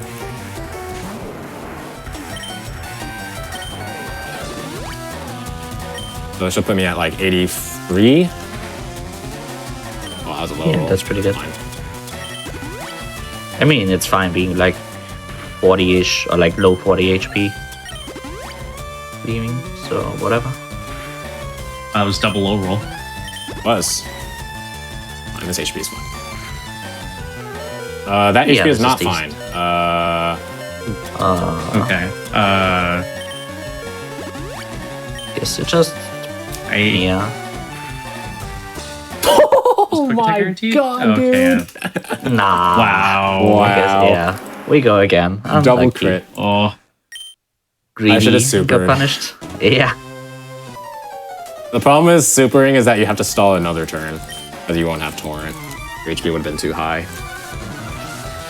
Yeah, the way the damage works out, you're taking slightly less than 20 damage, and healing 50 meant he would have had like 10 more than ideally what he was trying to get. Yeah, you might be wondering why are we actually doing this. It's pretty much the same concept as previous rival fight. We want to leave at an HP where we are in torrent and keep torrent for at least level 48, I think, is the important level we want to have torrent. 49. Yeah, 49 is like to be Omega. No need to serve anything. For Giovanni's gen, at least, yeah. Yeah. So that's how that's supposed It's no to big go. deal only having it for 48, but whatever. But yeah, usually you just don't get crit, and the HP is perfect. Alright, it's time for Blizzard. With X accuracy 93% for each one of them. If we miss one, Venusaur is probably always gonna kill us, Yep, and Venusaur Gyarados is definitely only will kill us with 50-50. 0 special defense rash. Yeah, it could miss, but I think I've actually seen Razor leave miss once. That was fun. This Gyarados Dragon Rage AI is very silly, so it's only 50-50 if I miss. It's weird with like usually it goes for the move that deals like the highest damage if it doesn't have like any status move or any setup moves. Gyarados I think only has attacking moves at this point, so it's gonna It's go like for HP something that safe deals damage. Yeah, you're totally fine. I have exact torrent for 49, so I'm actually gonna X-speed on Kadabra. That sounds about right. So with the Gyarados AI, like it doesn't really roll a damage for Dragon Rage. Like Dragon Rage always would deal 40 damage, and Bite does like 10, I think. It's still not guaranteed to go for Dragon Rage. I'm not going to Again, bite the like, Cubone. This Cubone coming up is a 13 and 16 range with Bite, which could save the super effective text. The reason I'm not going to is because I actually don't want to take any damage now. So I'm just going to go for the safe play. Nice. I hate biting that Cubone. It feels a lot worse than 13 and 16 for whatever reason. This Like, Cubone specifically. It's so annoying.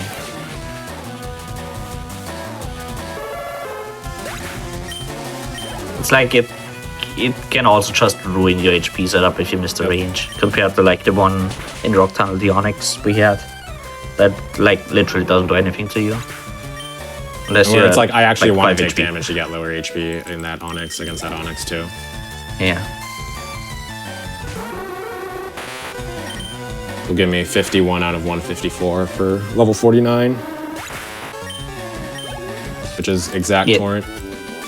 I mean, you don't really need Torrent for Giovanni anyways, like if you just keep the serves, it's totally fine. Yeah, I have. There's something I only use like a minimum of like 8 surfs this split, but surf is less text. The text prints out 1 character per frame, which explains things like why I'm naming myself and Blastoise 1 character and Rival 1 character. Surf is faster to use, and also it's in slot 1, but I only have 15 of them, and I don't really have a way to replenish them if I use too many. So at this point, it's not. There aren't really any concerns because I have the torrent that I want. But yeah, What king are we gonna get today? yay! Oh god, this is horrible. Oh no. 13 and 16 range on this Kangaskhan too. Okay. What do I do here? I guess I just have to risk that, don't I?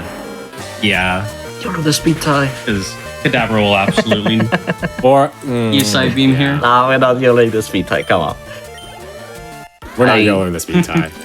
Wait, that's a Cyber crit. Cyber crit yeah. will kill me, so I will save the first 13, arena. 13 to 16, yeah, that's kind of iffy. Why am I doing this? Round 2 muscle memory. Oops. Oh, we get the Master Ball. Oh, I guess okay. we're catching something later. Let's go. Yeah, you don't Okay, so need get this a- Master Ball. That was a muscle memory of another category I was doing. Interesting. At least it didn't take the PC.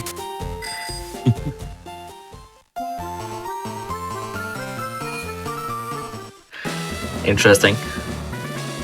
All right, I guess we're Yeah, catching you're- Zapdos. Master Ball's Nah, a very nice just- reward for saving all of Sylph. Could just go for like the victory loading counter if you get I'll one. Master Ball Arcanine if I don't use it. Which one? I guess there's only one remaining, so whatever. You usually don't need a save, but I have low special defense. A lot of bad things can happen.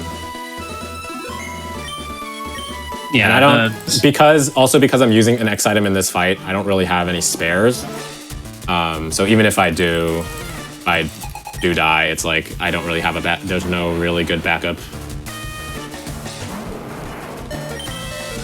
Earlier in the run, you heard Math Genius talk about getting or trying to get 5 speed EVs, and that's specifically for this fight where it would have come into play. I would have naturally outsped the Alakazam, but because I don't have those speed EVs, I only got 1, just because of like what my HP setup was in the beginning.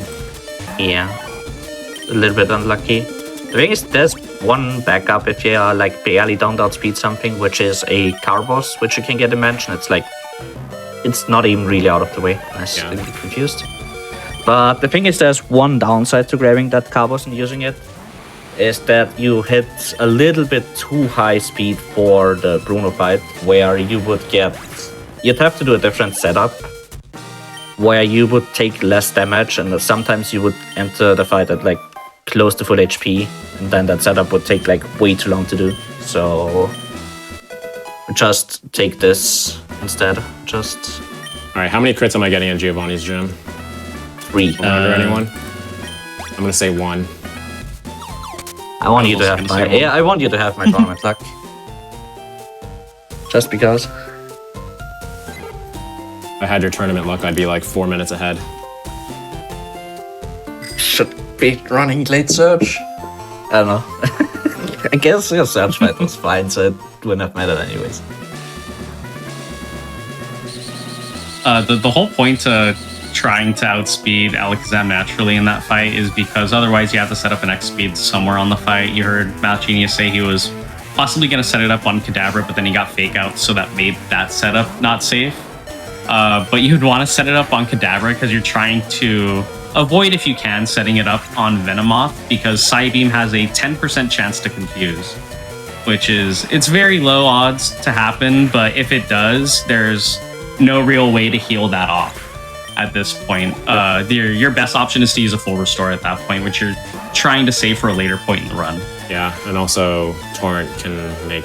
Yep. Torrent You'd also use ranges on Torrent these setup. too much chokes, and it also means that I don't have to use Surfs for the rest of the gym. But yeah, this is a ground type gym, and besides that one karate dude who has fighting types, you just one-shot everything.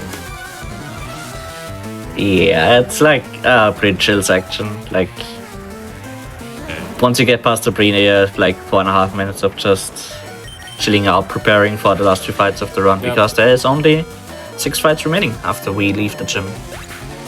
That's 6 really epic 6 really fights. fun fights. Yeah, well, all 6 of them can actually kill you.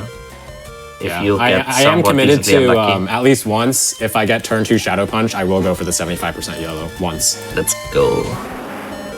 At least once. That's good enough. Once. Crazy. The optimal play. It is. It's the fastest. I mean, it's the thing you do in a Optimal PvP play attempt and anyways. optimal content. True. Gonna get toxic for the fun seas. Because I haven't seen toxic in a long time. Well, he can talk about those odds when we see it. Not gonna happen, sadly. Surely not.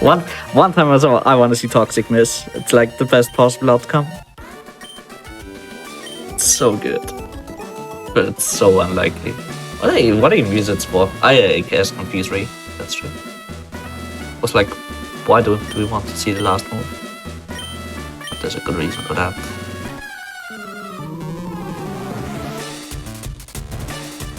I totally did not know I had Confuse Ray, just because normally, like, that fight goes a certain way, and if it doesn't... Yeah, you see it then when you have runs to heal over. to full. You get to see Yeah. Confuse Ray at some point.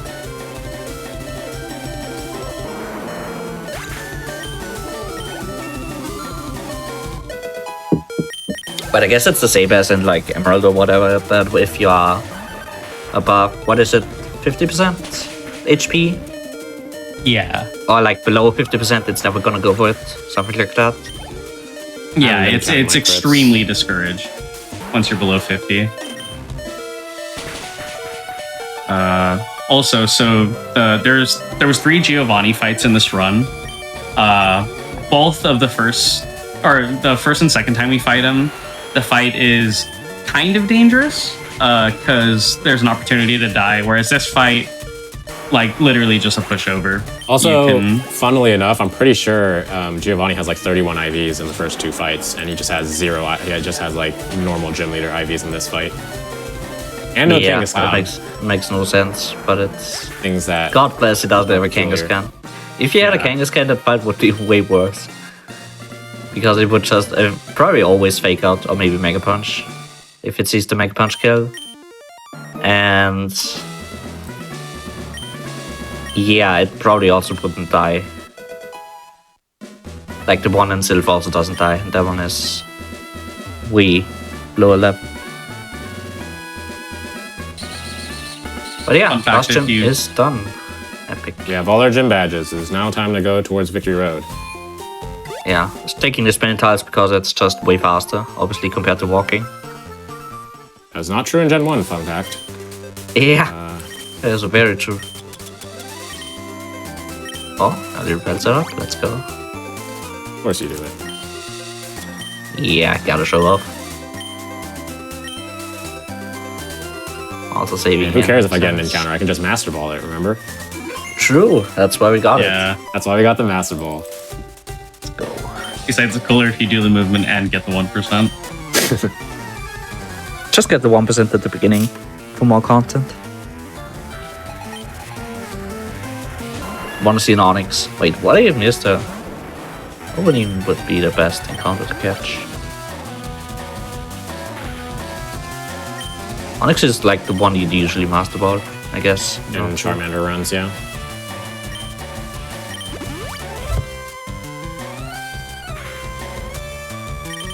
Super chill. Alright, 93% Blizzard on Venusaur. And it will often one-shot me with Razor Leaf.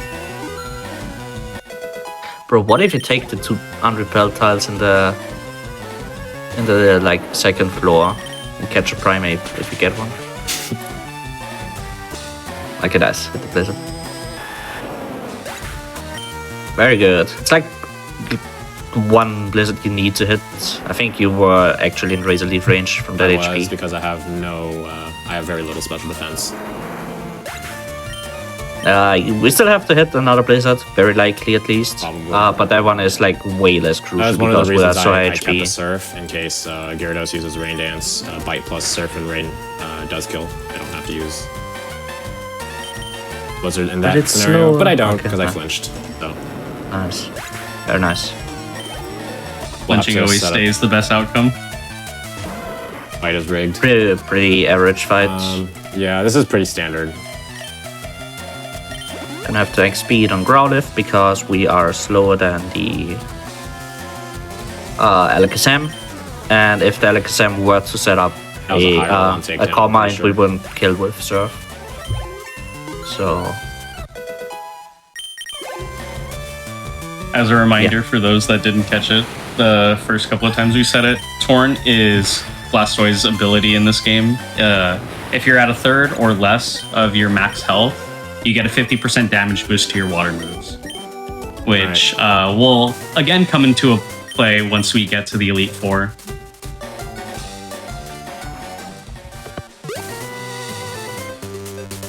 So the Victory Road movement, because of the way I set up my super repels, it does save a menu, but I do have to be basically tile perfect. And even then, keep walking. Even then, there's still like, what is it like? 12% chance I get it in Victory Road, right? Something like that. I have no idea. Top of my head. I usually go for the other setup where you only risk 1% tiles, but have to do an extra menu. Oh yeah, friendly reminder, There your is person I mean, is you unsafe. know, the 1% whenever you- 22, that's true. Whenever Never use Super Repel or like Teach Strength because it will be on safe, not on back. Yep.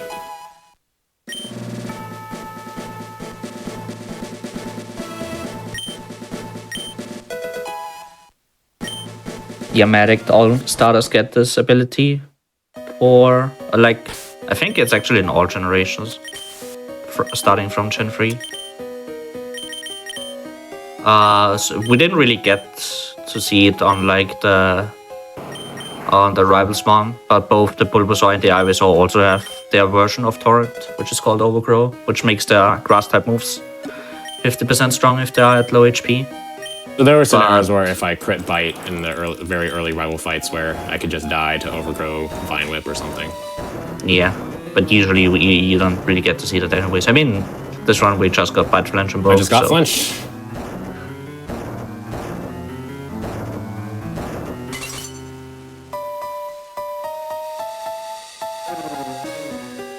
See some clean Victory Road execution. I do have to be tile perfect to minimize my encounter chance. I can't I look do at not this, have bro. enough repel tiles to get through all of Victory Road. My brain hurts from this. It's like every single train in this is optional, like you can't avoid all of the trainers in here, but You just have to be pretty much avoiding them, like no fancy movement techniques or anything. Yep. Like no spinner passes or whatever necessary in this. Bro, my brain hurts from this after doing movement in red. Like so close to exactly the same layout, but it's not exactly the same layout. So a few like for a few. Also no swag biking. Yeah, unlucky. I mean, you could try. It works. If only. Nah, this game is actually a good game. Like there's, other than like the Nugget Bridge thingy, I don't think there's a single glitch in this game where you like don't need straight mounts for it to work. So very well designed game compared to like Pearl that we saw right before this. You just get the bike and finish the game. Yeah, this category is still any percent, which technically does allow for glitches, since it's not called glitchless.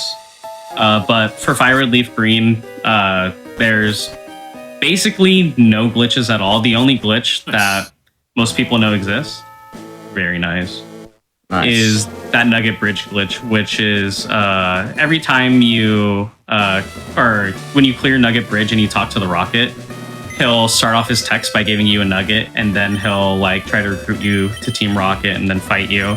If you end up losing that fight and you talk to him again, he'll just always keep giving you that nugget. Which, I mean, it could be one way to afford the fight. Infinite money glitch. Kinda slow though. Not really useful. Wow, only 13 full restores. What am I gonna do? Damn. Oh no. We'll save before Lorelei because I will play slightly aggressively. Whoa, imagine. Because most of the time, if you risk like a crit, you can get better HP setup for Bruno. Yeah, makes sense. Also, minimizing the number of chances that Lapras has to actually paralyze you is also nice. I guess I'm gonna do a regular +4 setup. Probably. Gonna try. Okay. Usually just goes by feel. Oh, I don't have a choice. Okay. Turn 1 hail. Let's Yeah, go. turn 1 hail is It's unlucky. you're expected to get hail, and hail is really slow because you always get pelted. You get like the one hail text box, and then you get another like damage from hail text animation. box, and it's kind of The slow. nice thing It's only about one my in 40 HP uses. special defense combo is that there's actually a chance I don't even see body slam from Lapras. Oh, that's true. Insane. Crazy. It's actually... Huh. Cool. Yeah, it's a slightly rare occurrence, but the best outcome in this fight is Dugong just... Nice. I Awesome. I So do good. take a Nice. crit, body slam crit from here, It's so such a good flinch, though. Oh my yeah. god. I'll probably risk 1. I don't think there's any point risking a second crit here.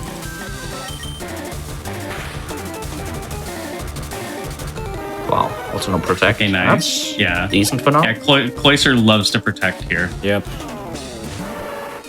Yeah, it also has hail. In case you're wondering why aren't we just setting up in Cloyster, it usually just goes for hail if there's no hail up, but it can also just go for protect. Fun or fact, that spikes or Cloyster's- dive.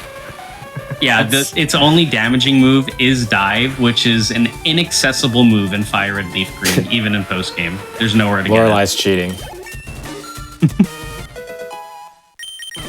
He's like 33 max with body slam or something, so.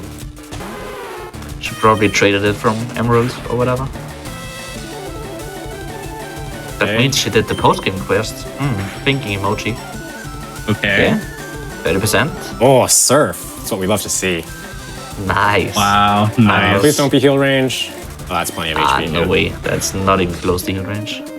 It's like less than 1% to get heal range. Yeah, in some rare cases, you can do too much damage with your bites to Lapras, and if like a gym leader or an E4 member has a healing item and they notice that their Pokemon is at around 25% or slightly less HP, it'll just use a full restore and heal it to full, which is slow and can mess up the setup, especially there, because we take into account that it will heal with Citrus Berry. So then 3 bites does kill, That would but be really like, let's say... My HP is perfect for Bruno here, for Agatha here, and if I just got double X-Spec, double Rock Tomb Miss. Do it. Too bad I'm not going for that. Ah, In no scenario is that a reasonable thing to go for. Oh, this is so great. Yeah, Bruno fight is probably the most complicated fight in the entire run because 49. Onyx likes to go for Rock Tomb until it lowers your speed, so usually until it hits you. And then it's gonna spam Earthquake until you set up another X speed, and then it's gonna like try to lower your speed again because if it's lower than you, it's gonna try to lower its speed until it's faster than you. Dude, okay. Potion. Come on, Oh, man. okay. Get there. Earthquake. I go now. And then I just take the Mach Punch. Oh, wait, no, Mach Punch might not do enough. I should do enough. No, that should be fine, right? Yeah, Yeah. 22 to Yeah, 27. you're should be you're fine. very favored to see it. No, not Interesting. whether I'm favored to see it, whether it does enough. Yeah. Oh, should be. okay. I need Should be 49 or less. Should be There's like enough. 23 or more. Oh, plenty. All right. Perfect. Perfect. Yeah, it's like one of the more complicated fights to play correctly because, again, like you want to set up at least 2 X specials. You want to be in Torrent for I think Level I was supposed to bite 54? the Onyx. I think it was at +3. yeah. That's whatever. And you want to be out of Hitmonchan Mach Punch range, ideally, once you kill the Onyx. Yep. But Ideally, you're because- like high 40s, leaving Onyx. That's like ideal. So you have to like already prepare like 2 turns before you actually set up your XP or before you go. You have to know how much damage you're gonna take and at what point you have to set up your XP. Like if you're like 1 turn too late, you might end up just dying to Onyx or whatever, or being too low HP. Where if you have to heal and it's gonna drop to me again, and it's you have to play that fight a lot in order to find out how you actually have to play. How you actually have to set up correctly, but it's a really cool fight. Like if things go correctly, or if you just if the weird things happen and you actually do adapt correctly, it's something else. It's a really cool experience. Yeah, and all that HP setup was more specifically for Agatha. So I can't just take any Torrent. I actually can't be like high, like maximum Torrent, for example. But I do level up to 54 for this fight, which I still need Torrent for. Yep. Yes, it's to 31. Look at that, Gengar. More double team. We all love double team. Again. It's No just Shadow the only Punch. thing. It's actually the best thing you can see. 60% for free? All right. It is free. Let's go. Nice. Okay, clean Agatha. All right, yep, that's the Agatha fight. We are fully set up, and we just surf again. Yeah, it's literally like you hit the move on Gengar and you win. That's Yep. all you have to do. The thing is, hitting the move on Gengar is usually the big issue. Pain. Yeah. Because sometimes you can just get Shadow Punch and then you have to heal with Super Potion, so you don't like end up out of Torrent, because otherwise you'd have to set up more. You can't just get crit by Shadow Punch and die. Like all sorts of things can happen in this fight. And a lot, again, depends on how your setup on Bruno goes. If you actually do manage to get the good HP, the good torrents. Sorry, I'm just reading to see how much Lance is All doing. good. Lance is doing like 80 and...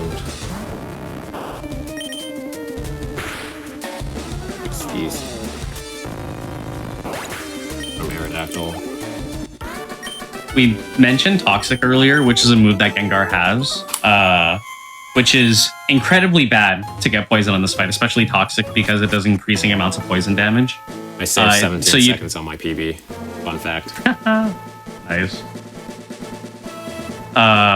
Toxic, I think it was estimated to be around a 2% chance overall to see it on that fight. It's an extremely rare occurrence and it loses a lot of time if you do see it and it lands.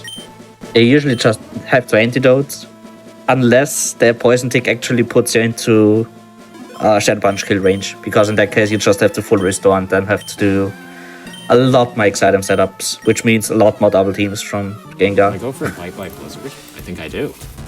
Sure, why not? 31 I special gonna do attack. double. Extra Blizzard sounds 31, good. 31 special attack. Are you gonna do double X-Sack? No. Or are you? Gotta keep things interesting. Yeah, Nice. sure, I guess, yeah. You could just do no exact. I'm still way. I'm pretty sure I'm still way underestimate anyway. Yeah, you're totally fine. If I get bite crit here, I'm just gonna strength. Because the roll after a crit is just not good. That's good enough. The number of flinches that have happened Alright, this time for run Hyper Beam. is crazy. Wow. Okay. That's good enough. Okay, interesting. Cool, heal us. This should be a decent range. That's guaranteed. That was two really good bite rolls. Yep. Again, like the free shot on Gyarados is not guaranteed. It's Like 80, more likely with 31 mid special 80%? attack IV. It's mid 80s, I think. Yeah. Yeah. But it gives you another chance to flinch. So it increases the chance that you can get out of the fight with fewer heals. Or no heals. Also, one less blizzard is always nice. Yep. Yeah. The Gyarados its damaging moves are Bite and Dragon Rage. And like typically if you see two Dragon Rages, like nearly always you're gonna have to end up healing. Yep. Which obviously is slow. Mac Genius got the best version of the fight, which is you see a lot of bites and you're Or able flinches. to just knock out the Gyarados Yep. before you're at that point. I'm gonna be in Torrent after this Ancient Power, so it's fine. Yep. If you're not in Torrent and Aerodactyl gets the 10% Ancient Power boost, it's like an 8 and 16 range to kill with Surf. Another annoying thing that can happen. Save Unless time on my you're in PB's Lance too. Let's With the go. save. With the save. I mean, ELS is just so big. Yep. Or was that like a 243, I guess? Then split? 41 or 42. 41. Yeah. Okay. That's pretty good. Here we are at the final fight. Yep. Imagine going the right side. Who even does that? I always do right side. Really? Am I the only one going left? Oh no. Well, it just fits my thumb better because going up and left is less natural Okay. for my thumb. Even really like, doesn't matter. it literally doesn't matter. Going So, clockwise fun is fact. going clockwise is a little more natural for my thumb anyway. Rivals Pidgeotto at the time had Sand Attack for the Rival 2 fight and for the Rival 3 fight, and then it forgot it for Sylph and Viridian fights, but somehow magically gets it back for this fight. Which is actually good because you want to see Sand Attack on this fight. This is my second one. Yeah, a lot of setup needed for this. Ooh, We need do I an guard spec XP and to... X-Act just right now? Nah, go for the content. Gotta go for content. Of course. Just get growth, forehead. So Just I'm gonna don't risk miss. a 93% Blizzard, most likely on this Venusaur. And if I miss it, I die. I have to reset and start. The Yeah. Yeah, in The most Venusaur cases, he will die. is like, that's the thing. It doesn't really have a move that kills us except for Solar Beam, and Solar Beam has Oh, here we go. charge for a turn. So we can just set up the accuracy on the Venusaur. Yep. Neat. And Nice. So there's pretty much no way I can lose the fight from here if I play it safely. surely nothing's gonna happen. Things can happen. It's just that if I play it correctly, I have enough full restores to get to the fight. True. And as long as you don't miss input, which Yep. happens It's to some happened people in this before. fight. Myself included.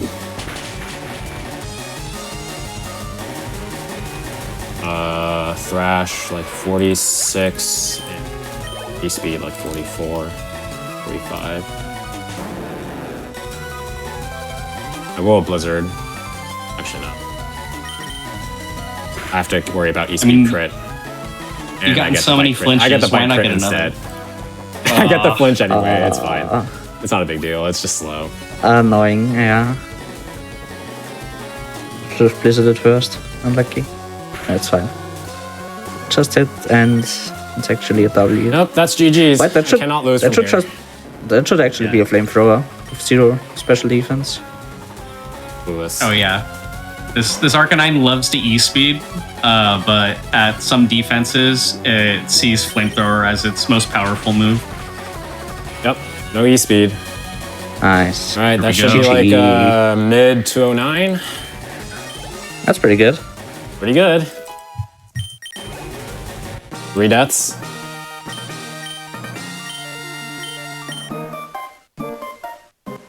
About A lot of 209, kick hits there. 29-ish.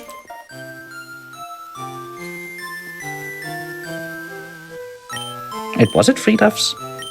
Or was it 2? It was only 2, right? Was it only Liam 2? and Self. Oh yeah, it was think. Liam and Sylph, yeah. I mean, for early search, that's still a really good That's race really time, good. though. Yeah. Good search fight, good Koga fight. A lot of the fights were really good. There are a lot of really good And those gym leader deaths were, fights. like, Even Yarika was fine, like, the stunts were miss. Made the fight a lot better.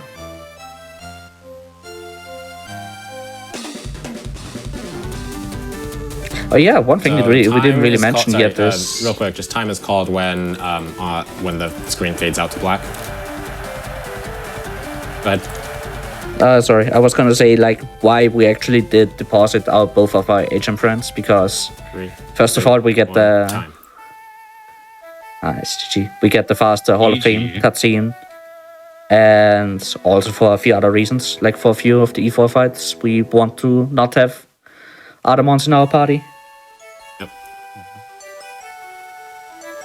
Very happy. Alright. Pretty happy with this marathon time. I played for the most part pretty well as well. I got very lucky. Lots of bite flinches. I only missed kicks on 1 fight, so Yeah, 2 fights. Yeah, Just lots of them. Eradicate. Even with 2 deaths, a very impressive run. oh, yeah, I missed Eradicate. Yeah, that's true.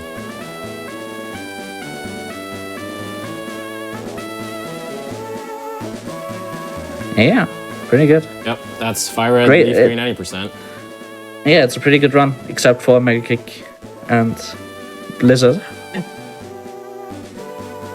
Thank you all so much. Y'all did a great job. That was an awesome run and great commentary all around. Thank you all so much. Thank you for having us. And Math Genius, thank you for the honor of letting us do commentary for this run. Yeah, It was fun to watch. Yeah, thanks you too for being willing to spend time out of your day to comment on only slightly above average gameplay. And I want to thank GDQ for having me. This was a really good experience, especially this was like my first marathon run. And yeah, I mean, if anyone's interested in getting to know more about Pokemon speedruns, I don't know if anyone has the Discord link available, but there is a Pokemon Speedruns Gens 1 through 3 Discord available if you're interested in either learning more about the speedruns or actually starting on runs yourself. There is a Discord somewhere there in the internet. Yeah, you can just look it up on speedrun.com/Pokemon. You can find all of the Discords for all of the Pokemon games. No matter if it's like older games like this one or even up to the newest games, like Scarlet Violet or whatever. And yeah, like if you're interested, just join one of the Discords. If you just ask questions, there's a lot of people who are willing to help you out if you actually want to try to learn something like this.